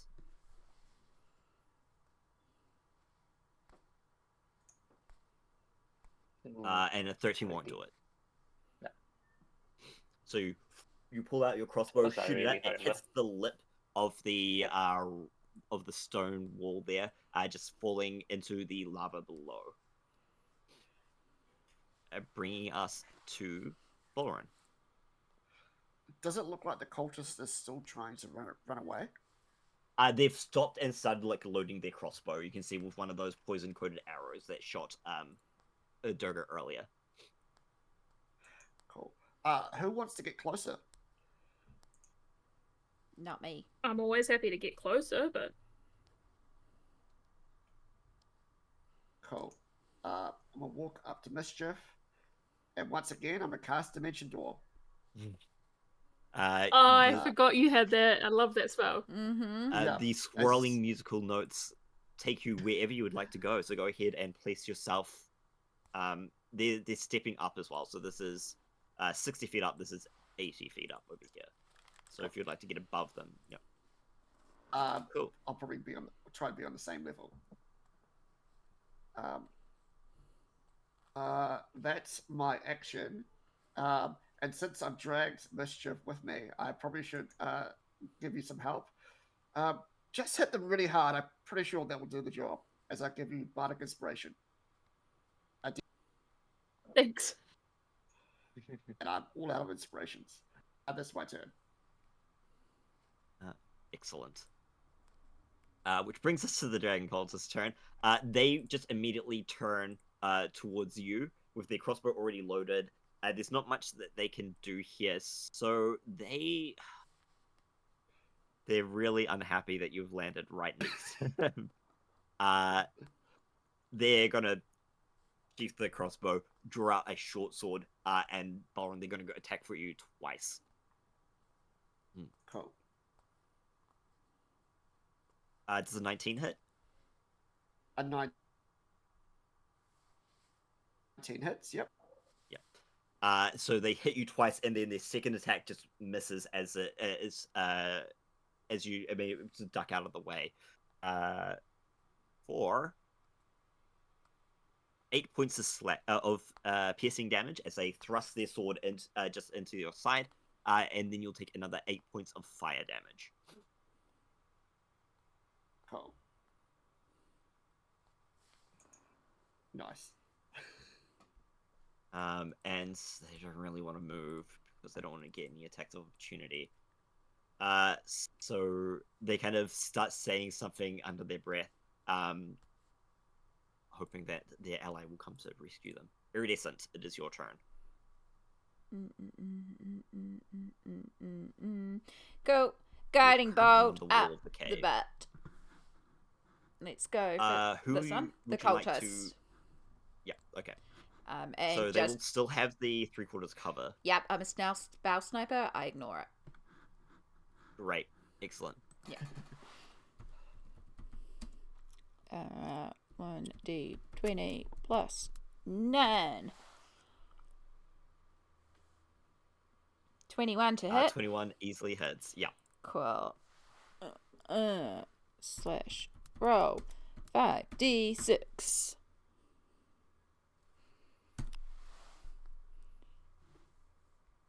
For 22 a massive pool. 22 points of damage. And that's only second level, baby. Guiding Bolt is such a good spell. It's such a good spell. And you'll also notice there's a glow around them because you'll get advantage against them on the next turn. The next person to attack them has advantage. Good Yep. to know. which would you like to move anywhere? You're currently on the wall. You still have all of your movement left. And you could just climb up either way, either following Durga up the stairs, or you can make your way clockwise up above the lava, should you wish. So I have 40 foot when I'm in spider chair form. So I think I will just walk along the wall 5, 10, 15, 20, 25, 30, 35, 40, which will put me about over here following the wall. Just sort of scurrying along, just so I can stay within Yep. Durga. I'm going to bring you back a bit because you still have to move 20 feet up to get there. No worries. So I'm going to put you just back here just to show that you've climbed up 20 feet as well as moving along the wall. Perfect. That's okay. Yeah, and that way I can kind of keep following Durga and Lila and the crew around here, but eventually make our way over there to also help the others if need be. I don't think I have anything I can do for my bonus action unless I use my last wild shape. Should really take a short rest at some point. That'll do me. Mischief, it's your turn. Okay, Mischief is gonna maneuver around to kind of here, because I believe we were using flanking rules as well, weren't we? We are using flank rules, so that will get you advantage. But you already have advantage just from the guiding bolt. Oh yeah, that's a good point. I'll stick there anyway to help Balren out if he does a melee, and I will attack.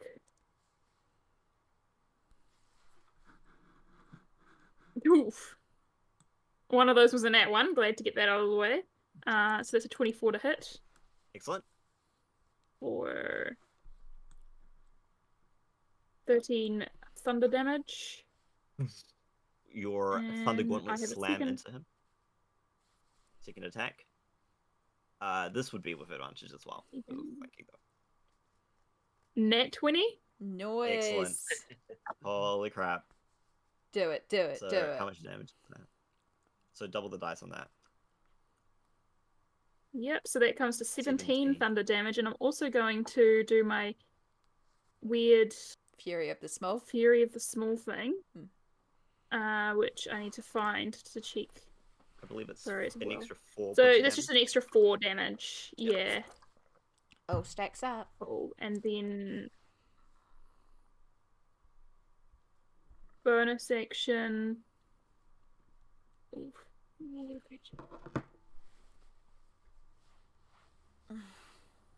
Okay, yeah, no, I won't cast Sanctuary because everyone here will be fighting. I'm done. Excellent. Lila is also just gonna walk over. I'm gonna get her to make an athletics check to see if she can make it up the wall for her remaining movements. She can also get up, but she loses the rest of her turn. Like, she'll need to dash to get up and finish there. And then Sir Egwald is going to do the same to get up there as well. And he make his athletics check, rolling very poorly on all of these athletics checks. He's going to end his turn there as well, bringing us to the fire elemental. The fire elemental is going to move over here, just rise out of the lava. They are going to just climb up the side there and stand here, and they will make one attack on Lila and one attack on Sir Egwald. That will miss, and that will hit. Doing 12 points of damage to Sir Egwald. Yeah. As he catches on fire as like his cloak starts to go up in flame. He goes, "Oh dear!" Still a bit of panic there. That is their turn. Durga, you're up. Yeah. Am I able to like get closer to the fire elemental? Yep. So you could get over here if you would like. Yep. And does normal damage? Can I deal normal damage to it with swords? Is your sword a magical weapon? The great sword is Yes, it's some rare magical item. Very well then. So if as long as your sword is a magical weapon, you'll have no trouble dealing your normal damage to it. Okay. So I will do 3 consecutive strikes with my great sword to the fire elemental. Let's see it. That's first. That'll hit. Then and third. So 2 of them hit. Yeah. So that is 17 and 14 damage for a total of 31.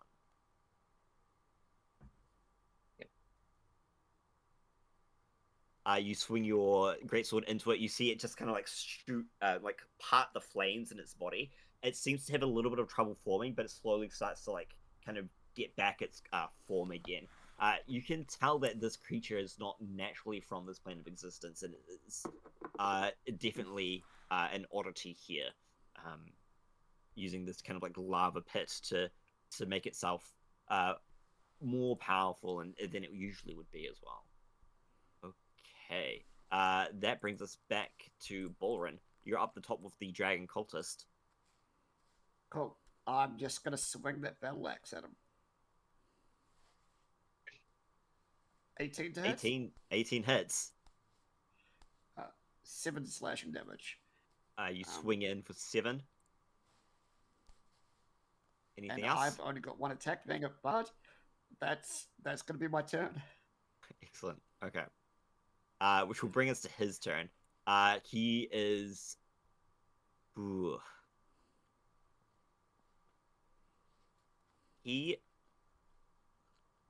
I'm gonna make a quick perception check for this guy.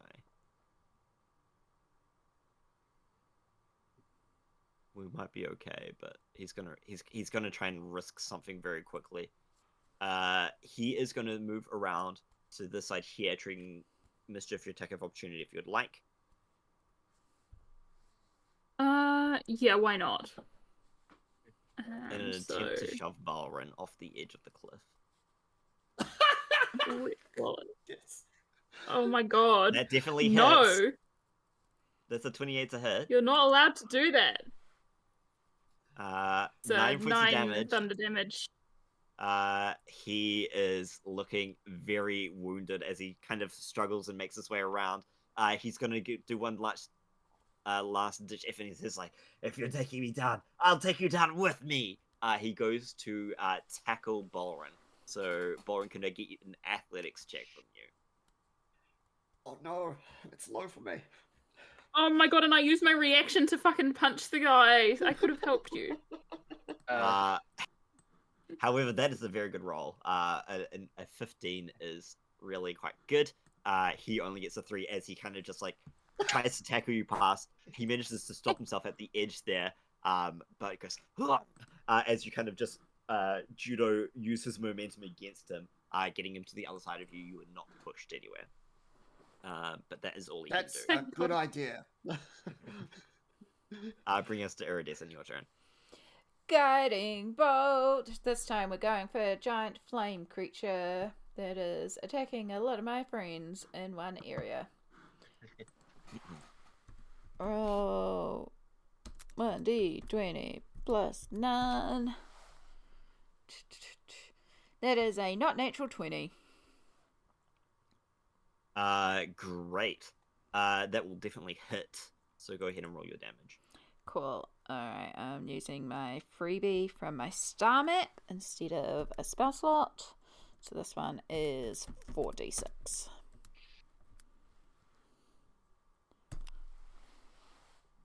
Oh, that's a bad roll. That is not great, but it's Roll still is damage not and like it's still you. advantage on the next person to attack. Exactly. And then that is all action, so that can't be done, that can't be done, and that can't be done. That's okay. Advantage for next time, which is mostly the thing I want to do, Grant. Yep, that'll do everything. And I will start working around just a little bit Not getting too close to him. Bringing us to Mischief's turn. Can I see the dragon scale that I am assuming this cultist is wearing? It was hidden in his like robes last time, so you probably need to grab it before you throw him in if you're gonna keep it. Yeah, so I was thinking, like, if I know where it would be, can I try and grab it? Like, as yeah. my action. Oh, as your action? Yeah, for I don't sure. know. So that would Like, be right now? I mean, like... Yeah, you can make either a athletics check to try and overpower them, or you can make a sleight of hand check to just try and get in and out as quick as you can. Okay, well, I'll go with sleight of hand. Okay. Because I at least have some plus to that. It's a 15. Yeah, you immediately just kind of zip yourself in, woof, and just knowing exactly where Durga pulled it out from last time, you surmise exactly where it might be, reach in, grab it, and yoink out a nice large red scale. I look at Balren and I say, shove him in. Yes. Like, because if that's my action, I've got nothing else I can do, so. Fantastic. Lila is going to make her melee attack for a mace. With advantage, it's a 14, which actually does hit. So that is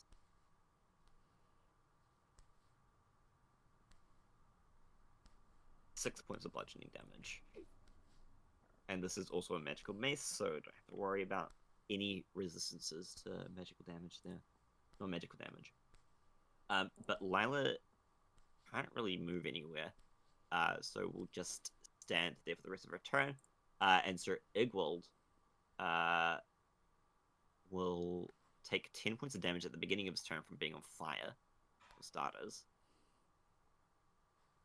Sorry, 1d10 damage, so 6. And then we'll use his action to put himself out of fire, like to take his cloak out.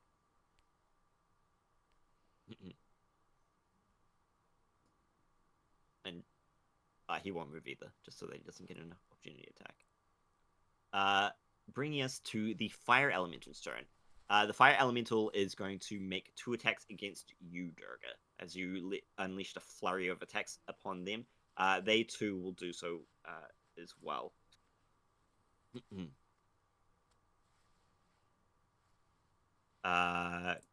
Cool. So let's see. They will hit once as they kind of like swarm around you, dealing fire to you. They're also going to move into your space to set you on fire as well, so you'll take an additional 1d10, but this is 12 points of fire damage, plus an additional 8, so 20 points of damage in total, as they will like kind of bar your entry further up, kind of forming along the edge of the lip there, to stop you from going any further. So it will take an attack of opportunity.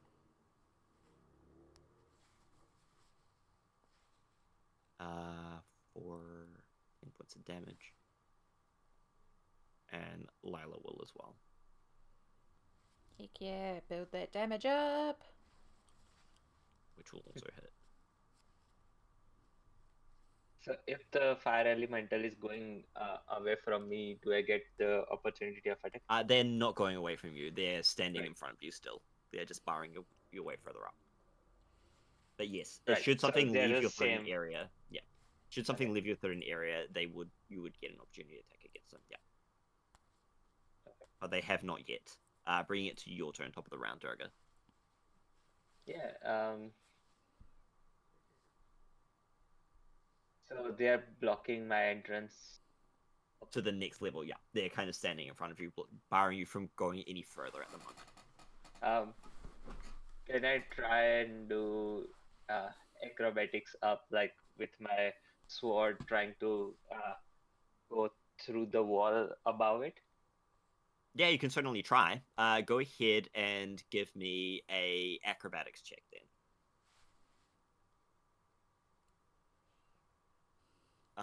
Nice. Also, sorry, Durga, I forgot to mention that their attacks did set you on fire, so you will take some damage at the beginning of your turn.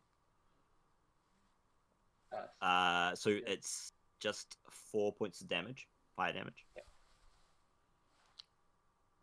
And you spring yourself up. You get to the edge of the next level, but they are currently kind of occupying that space around you as well.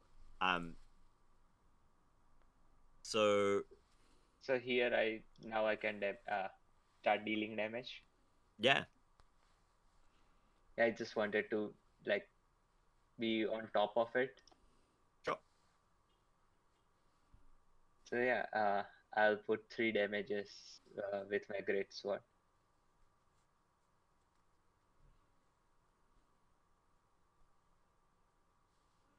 That will hit for 14. All 3 hits. Yes, they will all hit. Yep. And how does Durga? You've managed to pivot yourself all the way up there with a clever use of your sword. You strike into 3 times, vanquishing the fire elemental. What does that look like? So I push myself with the sword up over it, doing an acrobatics. On top of it, I start from the upper lip. I just start stabbing my sword in, and I push my entire body into it, and poof, the entire fire element is gone. The elemental dissipates as you destroy it, sending it back to whence it came from. Nice. Leaving only the And- dragon cultist up the top. So I will do the second win this time. Cool. It's well done. 1d10 plus 11. So yes, 1d10. 11 plus 4, 15 health left. Cool. Balren, it is your turn. Cool. I got given a really cool suggestion, so I'm going to do it. Standing in front of the cultist, I'm going to look at him and go, why does everyone love swimming in lava? As I will shove him backwards. What? No, please! Go ahead and roll your athletics check. Oh, 24. wow. He rolled really well as well, so unfortunately, with your amazing athletics check, he goes, just Wilhelm scream falls into the lava, killing him. Because it's so hot right now. You get it? Mischief laughs and offers a high five. Yeah. Nice word. Amazing. Good job. Mischief, you have the other scale in your hand. If you would like to give it to anybody, now would be time to do it. I think we established. So, did we establish that Iridescent? Does her ice pack work well? It'll work. I It think will it was- work well enough to give her advantage on the saving throw against exhaustion. Perfect. And she's So able to Durga use also it. had lowish. Durga has a +5. Yeah. Oh, okay. Can't say. Do we want to give Durga the ice pack and give Iridescent the scale then? Because Yep. because Durga's got a lot higher bonus, so advantage would be better for Durga than for Iridescent. Does that make sense? Well, I can technically have 2 ice packs going at once because the Shape Water cantrip, which is a cantrip, it lasts for an hour. If you cast a spell multiple times, you can have no more than 2 of its non-instantaneous effects activated at a time. So I can technically make a second ice pack if someone wants to sacrifice their water skin temporary, since it seems to be working so well. Yeah, I'll sacrifice my water skin. Yeah. Cool. And are Lila and the other guy going to be alright? I mean, I'm mostly worried about the people that are Yeah, characters Lila here, might but- need help, but Cerebral should be fine. Probably not Okay, for so me maybe rolling give for him. Lila an ice pack as well then. Yeah. Yeah. Maybe Lila and Durga having an ice pack, and then Iridescent, because you've only got +1, don't you, I do. Yeah. for con saves? We'll We'll give you the dragon scale just because. Yeah, I would appreciate that in some form, and I can give myself a boost with my star magic, but I can only do it for so long. So, yeah. Exactly. Yeah. Is everyone happy with that? So Balren and Iridescent will have not have to make the saves because of the scales, and Durga and Lila will make them at advantage. And is everyone happy with that? Sounds good to me. So which advantage was it on me? Advantage because you've got When we ice have to pack. make saves. So, Yeah, because it's so hot in here, we have to make saves to like Yeah. stay to not faint, I guess, or something. You'll get a point of exhaustion if you fail, Yep. which will give you disadvantage on ability checks. So you don't Okay. want it. But we could potentially switch these around if we find it that someone's failing too many Yep. Yeah, saves. we right? can shift it Yeah, around. if someone fails Yeah. one, then we do need to. Yeah. Yep. Yeah. But And yeah. the ice packs last an hour and it's a cantrip, so Cool. it's nothing for me to just boom, boom, boom. Mhm. So we're good. Now you kind of like all differ around the things. You get to the top of this area here, and I'm going to get everyone to make exhaustion checks against the heat of this like kind of lava pit here. I will get everyone to make a Constitution saving throw. We're looking for a DC 10. Except for those of us with the scales. I'm fine. If you have a scale, you do not need to make this, and if you have Yeah. an ice pack, you have advantage. Heck yeah. I have an advantage on that. You Yes, do. you do. Yeah. It's already 20. That's Nice. yeah. I don't even need to roll it. Yeah, I got 21. That's Sweet. not a nat 20 D, that's just a 15 Yeah, plus dirty your 5. 20. Yeah. Yeah, but it's over Yeah. what was required. Still fish for a Uh, crit. It's fun. Yes.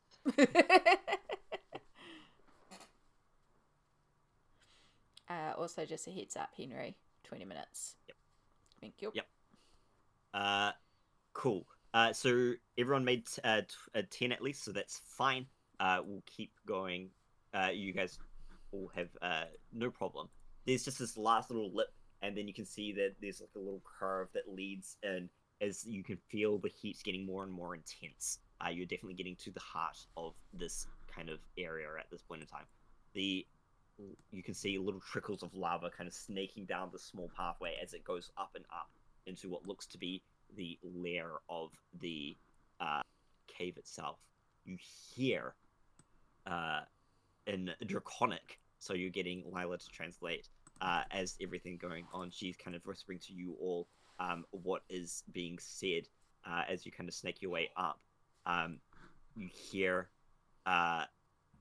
the dragon talking to its subordinate, and it says, "We're missing one last piece before we can begin the ritual. And with this, I shall be able to ascend to an ancient dragon. Assuming that we can draw upon the power of the elemental planes, I just need one more." And it says, well, the servant just says, "I believe I've located where the area is, but the information is being stored in the library down in the town below. I just need a small task force to go get it, and then we should be fine." And says, "Yes, and what of the dragon slayer that has been chasing me?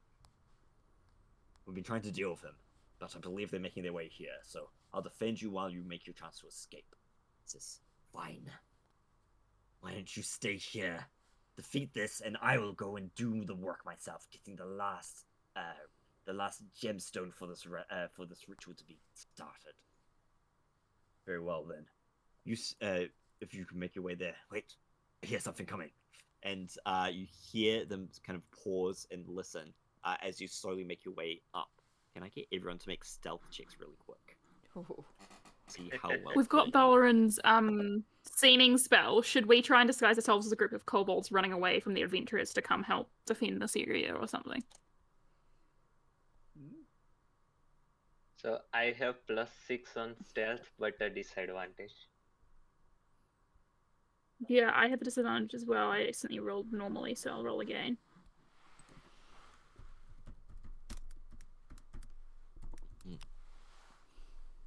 That's a great question. Would you like to try and disguise yourselves right now, or is that something that you're going to keep in your pocket for later? It's a good idea to try. We can only try. Because anything that you get from Yeah. this adventure, you can take into the live game as well. Oh, can we? Well, I think you can. Like, I don't see why Oh. you shouldn't be able to. So, Yeah. You're DM, your rules. Yeah. In which Yeah, case, I'm my gonna hold rules. to it then. Yeah. Yeah, Let's hold on to it. okay. Yeah. So, just remember, you've got like flasks of poison, you've got flasks of acid, alchemist fire. You're gonna be loaded going into the live game. Loot. Any angels will be like, hang on a minute. Nah. All right. Yeah. So Durga, unfortunately, you hear like your clinking of your armor. Is just making a little bit of noise, and they kind of like turn towards the entrance, and you just hear this half dragon man. So interlopers, get him! And the dragon just turns, deal with them, and quickly. And I'll get everyone to roll one final initiative. Dun dun dun. Like that, guys. That's not a great initiative. Oh, again, the initiative one didn't register for me. 12. Yep, that's fine. I will do yours. Since we knew we were very clearly heading towards the dragon and we were heading into a battle, is it possible that I could cast my starry form before we begin? It does last for 10 minutes, sure. so thank you. Yeah. Yeah. And I will take on the form of a dragon. So suddenly my spider form wheelchair starts flying. Amazing. That's cool. Yeah. Because my skin goes glittery, and if you look at it, you can see the shape of a dragon flying over my skin as I take on a celestial constellation of dragons. Every one of us have like really bad initiatives.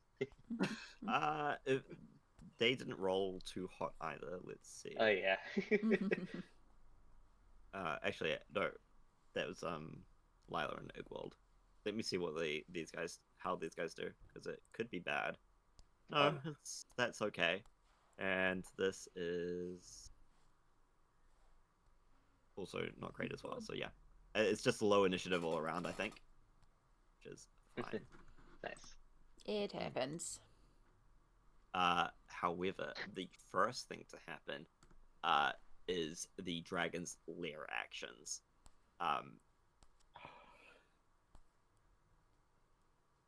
So I'm going to get everyone. You just hear like the dragon just roar out in the triumphant. As the ground starts to shake underneath you, I need everyone to make a dexterity saving throw. Question, because I am now flying, like hovering, do I need to make this? No, you're not touching the ground, so I Perfect. don't see why you should make that. Thank you. That's what I wanted. Balren and Mischief, you are both knocked prone. I was gonna. Can I, sorry, really quickly, use my reaction to give myself +6? Yes. To the giving roll yourself a and see if 15 it helps. save. Yep. 15 is the DC that you need to get, so that will save you. Sorry, Balren, I can only do it with one person. Balren falls prone. There is Lila as well for a dexterity saving throw. Lila is also prone as well. And let's see, Igwald. Igwald managed to stay on his feet. Bringing us to Mischief, you're first. So, is this dragon on the ground, or? They seem to be. Is As you he- walk in, you can see. First things first. You see 4 large pools of lava. You see the half dragon gladiator standing in front. He has drawn himself like this nasty looking black iron spear. The dragon is standing on what looks to be a kind of like large, a large kind of mound of gold, like raw gold and like black iron and different minerals and ores that they've dug out of the mountain itself.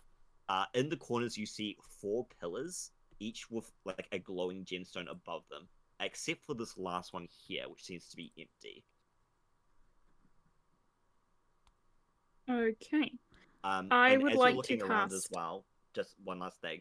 The room itself continues to snake further up, getting narrower and narrower. It seems like it leads out of the mountain in some sort of like a way as well. Oh, okay, cool. Yeah, I'd like to cast lightning bolts on such a path that ideally it hits the little dragon and the big dragon. Yeah, go for it. That's a DC 20 dexterity saving throw on a line 100 feet long and 5 feet wide. The And half dragon I don't think- saves.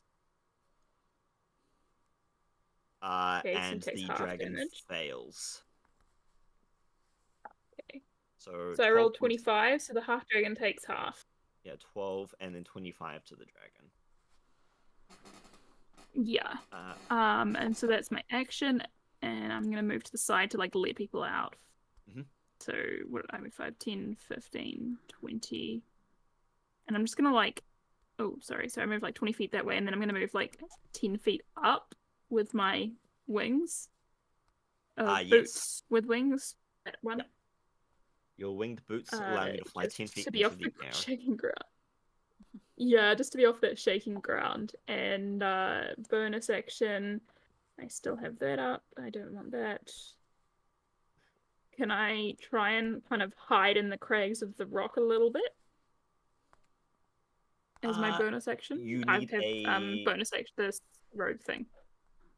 you'll need you need to take an action to hide, unfortunately. Oh, I have nimble Oh, you escape have hide bonus- action as a bonus action. So you can do that, yeah. So go Yeah, ahead I and was just checking whether I'd be able to do that in the... yes, you can find like a little crevice. So go ahead and make your hide go ahead and make a hide check then. So stealth check.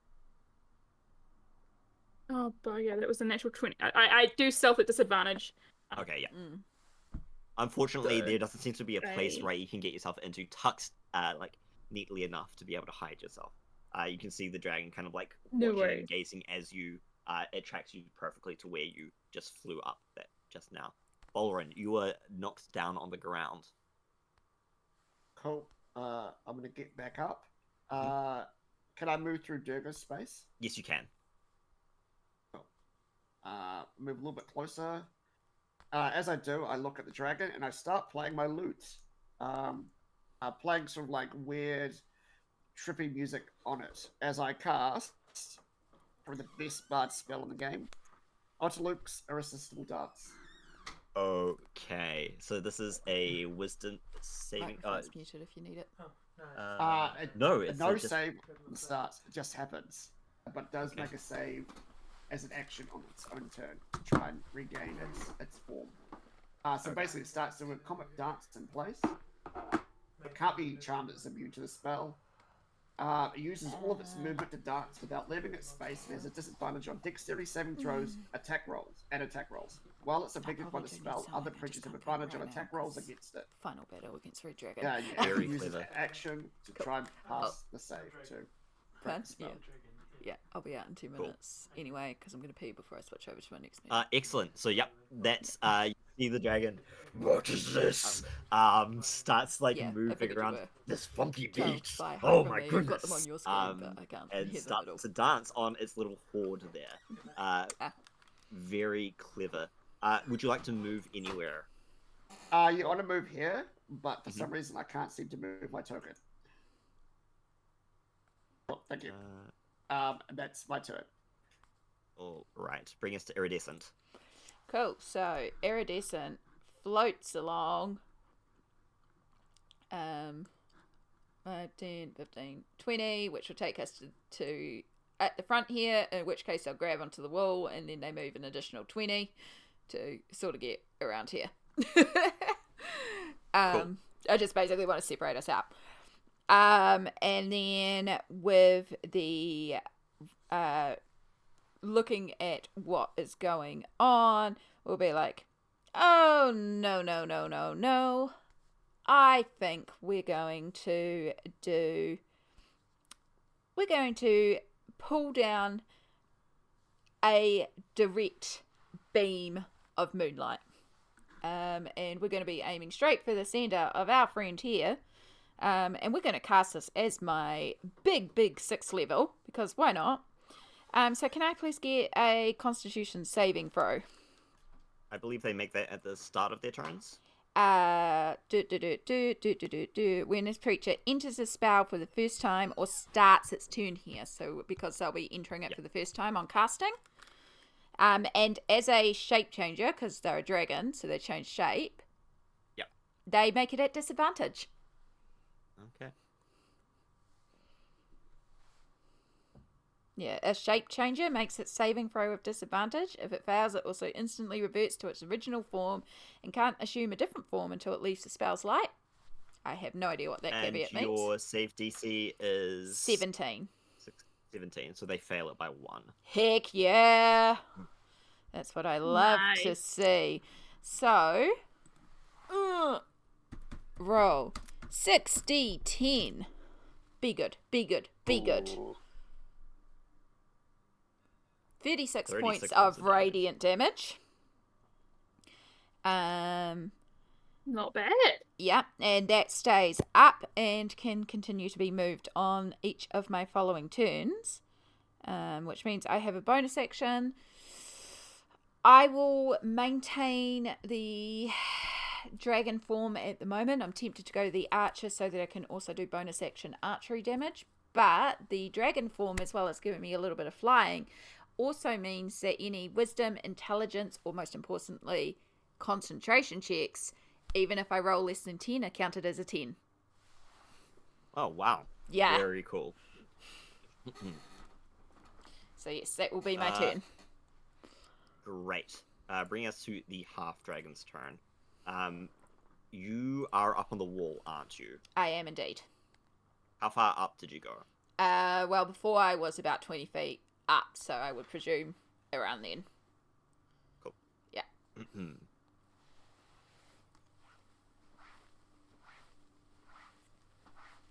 My half-dragon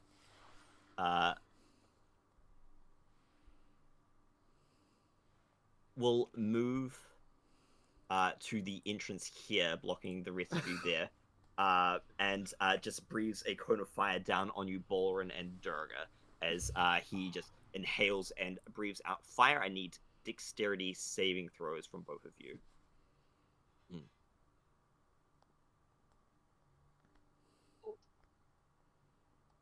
Durga, unfortunately, that is a failure. Balren, that's success. So, Balren, you'll take 10 points of fire damage, and Durga, you'll take 20, as fire just licks and flames down the edge of this area here.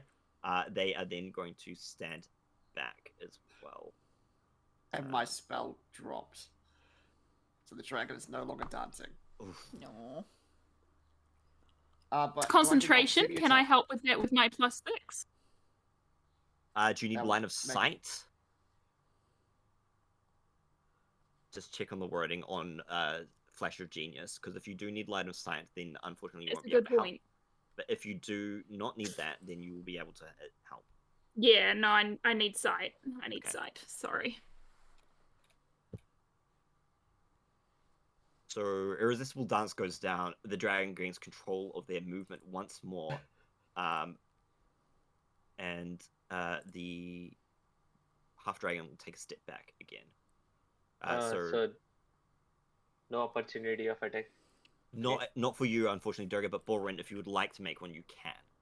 I think I'll save my reaction. Okay. But this brings us to Durga, your turn. Yeah. I had outraging. How was the haste one? Who has the haste one? I believe it was given to you. Right. So is it a potion vial? It's a potion that you can just take as a bonus action. Right. So I will go into haste first and then run out towards it. Okay. So the potion of speed, you gain a +2 to your armor class. Your movement speed is doubled to 60 feet, and you can take one extra action on your turn. So that'll be either to make like one more attack, or you can do it for other things as well. So Right. So I am really fuming, hasty, and I go towards it, and I do four strikes with my great sword. okay.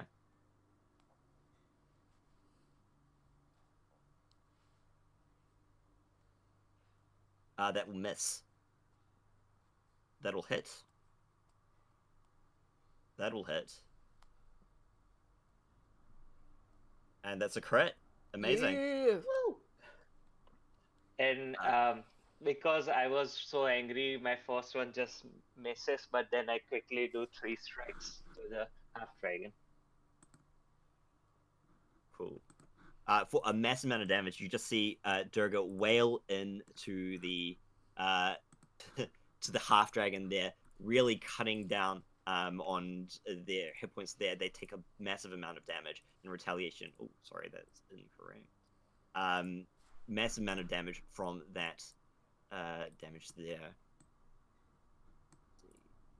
Yeah, cool. They're still up, however. So, bringing us to Lila. Lila is going to move up as well. 1, 2, 3, 4, 5, 6. They can get to oh, sorry, Balren. They can get to here. Balren, were you there or here? I can't remember. There, I think. I think it was there, yeah. Yeah, you were there. There. And Lila is going to...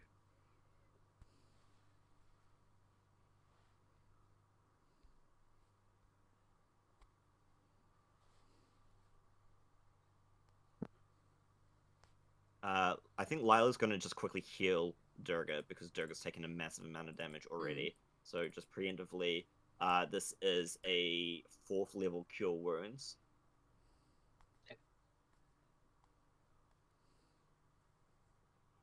For 21 points of healing. Nice. 21?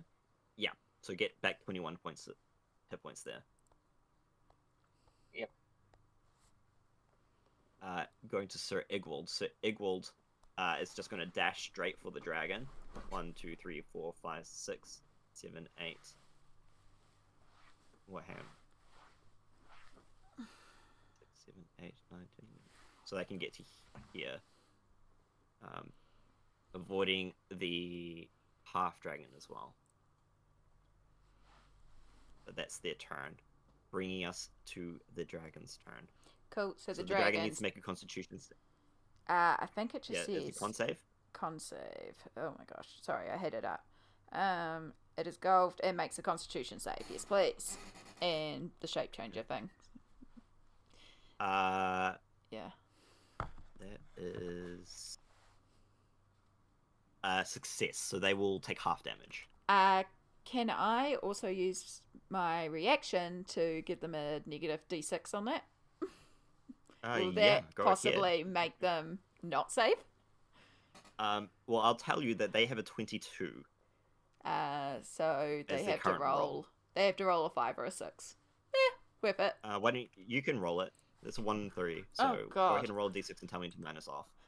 I've been terrible at rolling. That's why you're getting me to roll the d6, isn't it? Exactly. This Yeah. is Saving up, See? There we go. See? I know your schemes, Henry.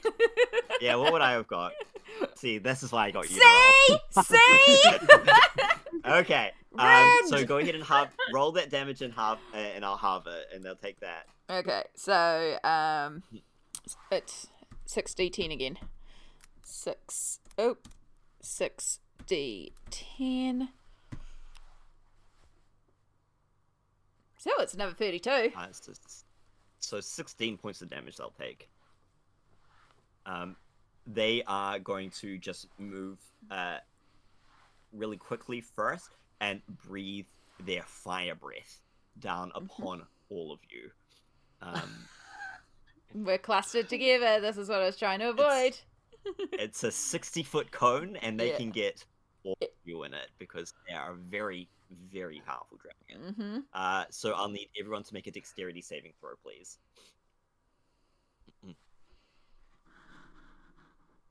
I'll ignore that. Oh. My rolls are going so horrible.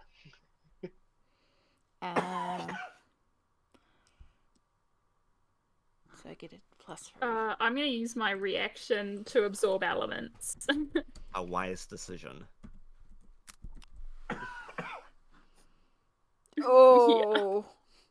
Oh. Oh, it's not good.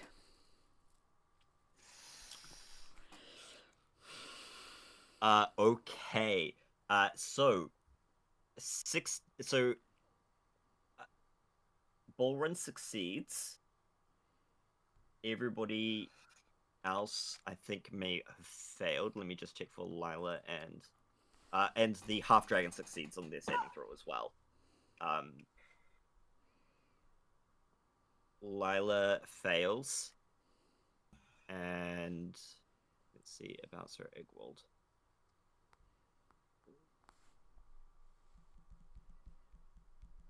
Sir Egwald also fails.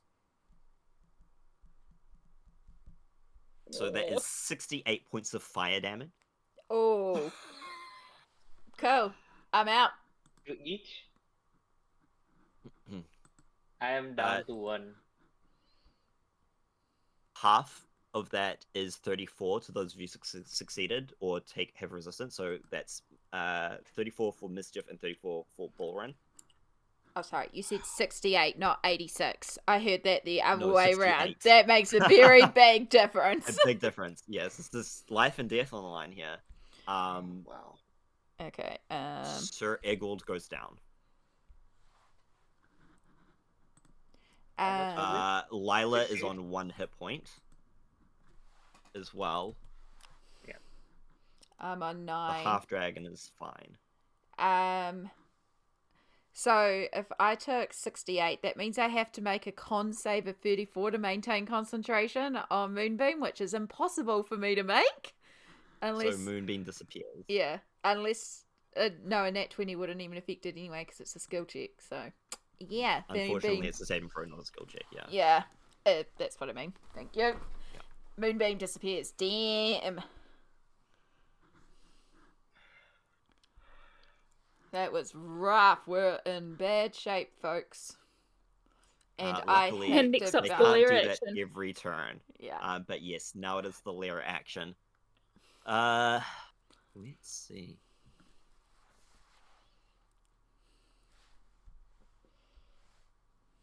We should have taken a short rest in the previous canon. Sorry, Henry. I really have to get going in a moment. So. Okay. Yeah. That's all good. You'll see that the dragon pours out a plume of smoke from their nostrils as a poisonous gas fills the area at the entrance of the cave. I'm going to need Durga, Lila, and Balren all to make Constitution saving throws. Is this against the poison effect? This is against poison, yes, so you have advantage. Oh no! That's unfortunate. So 6-3, you are poisoned. Durga, you resist the poison condition. So you are poisoned until the beginning of the next round. So just for this turn. Let's just try and get through this very quickly. So Mischief, bring us to your turn. Okay, well, we're trying to get through this quickly. I should probably be better prepared. I'm gonna do... I'm not very good at healing, so I'm just gonna cast Shatter.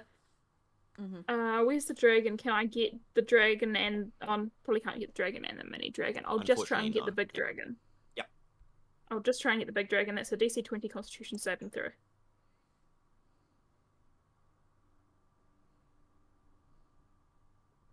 They fail. So okay, that is so they take 12. a ringing noise shatters in the air right at the face of the dragon. You can see they just like wince in pain and look away very briefly, taking 12 points of thunder damage. Any movement or bonus actions? Okay, I can't do that. You know what? I'm going to move away 5, 10, 15, 20, 25. I think that's about 30 feet. Like if I'm going around... Why am I going around the wall though? 5, 10, 15, 20, 25, 30. So 30 is about here, is that right?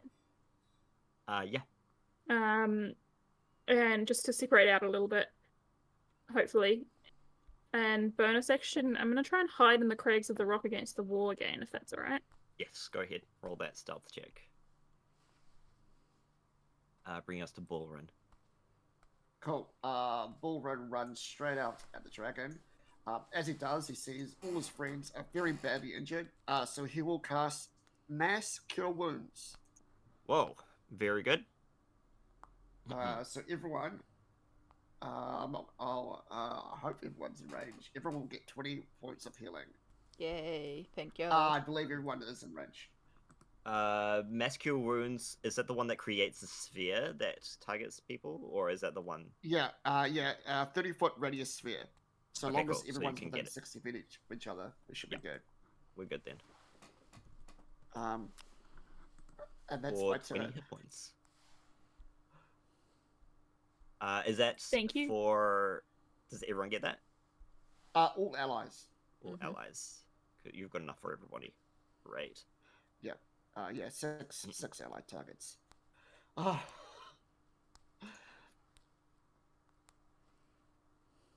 Bring us to the next person. Iridescent. Cool.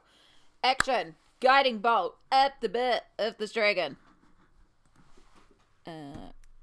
Roll 1d20 plus 9. So that's a 22 to hit. I believe that will hit. Yeah, 22 will hit. Yeah. Cool. I'm doing this as my last 5th level because we're getting this done. So 8d6 damage. So 29 points of radiant damage. Excellent. And then for my bonus action, I take my starry form and I will change it to the form of an archer, which then automatically causes a luminous arrow to attack the dragon again. And because of the guiding bolt, it's at advantage. So roll 2d20 plus 9. 18 plus 9 is 27, so pretty sure that's going to hit. So it also takes another 2d8 plus 5 of more radiant damage. Cool. So another 11 points of damage, please. So that's 40 points all up that it took of radiant damage as I'm just... Oh, the starlight! Cool. You took away my moonbeam. I have no concerns for you, small one. The dragon, so the half dragon is going to quickly move over to Sir Egwald and say, "You there, Dragon Slayer, die!" And will make 3 attacks with his spear. Do I get attack of opportunity because it disengaged from my area? No, they're still within 5 feet of you, so unfortunately, no. So these are at advantage because Sir Egwald is down. And all 3 of those will hit by the looks of it.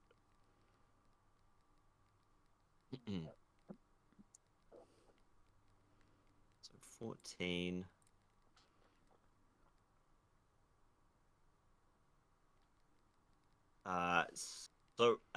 He once again puts Sir Egwald on the ground, and Sir Egwald falls to 0, being stabbed one more time. To take 2 death saving throws. Then the dragon reaches down, grabs Sir Egwald's longsword, and throws it towards the dragon, who grabs it in their hand. For you, boss. And that brings us to Durga's turn. Seeing that it has struck Sir Egwald, I get rage. Am I still hasted? You are still hasted. Yep. So I take out. I get my great sword and plunge through the back of the half dragon. All right, go ahead my first and attack. Yep. 15 points of damage. He's still standing. Yep. And then I strike him again with the great sword. appears on Death's Door. Come on, let's do it. Let's do it. And I do the third attack. I said, die. You swing in. You've plunged the sword in. You've lifted them up off the ground, and then you just cut through. There's the sword breaching them, and then just slicing through the top of them. You manage to cut the dragon, half dragon, in half, and he goes, and a gurgling scream falls to the ground dead. You still have your hasted action. Yep. So I run towards the big dragon and use my last and final strike of the great sword. Okay. Come on, finish 2 dragons in 1 turn. It'll be epic. That hits for 12. Yeah. At the end of your turn, because I forgot I could do this, so I'm not used to running. They are Legendary going actions, is to it? use a legendary action to make a wing attack. So they're going to beat their wings and need dexterity saving throws from all creatures within 10 feet. So that's me. Yes, and Balren. This is a save for Balren and a save for Durga. You both managed to stay on your... Oh no, sorry. You both fail. The saving throw is higher than I thought it was. So you'll both be knocked prone and take 13 points of bludgeoning damage as the wind just knocks you onto your asses. But Lila runs over towards Sir Igwald, and she reaches down and sees that he is no longer breathing. And so we'll just quickly give a cure wounds. She'll just move back around, do a cure wounds on you, Durga. But for the sake of what's just happening now, I'm just going to move to the dragon's turn. You see the dragon is going to just fly off around the cave, grabs each of these 3 gems off the pedestals, and flies into the air and says, "I still have time to do this ritual. See you later, mortals," and flies up of the top of the volcano, retreating. And that is where we're going to wrap up today, because I know people have to get away. I also need to get away, so that'd be a great place to stop. Thank you. The dragon has taken needs one last jewel to finish their ritual. So Igwald has been slain, his sword stolen, and there is a dragon still loose. Will we find out what happens in the live stream? Perhaps. We'll see you then. So, see you later. Wow. Bye.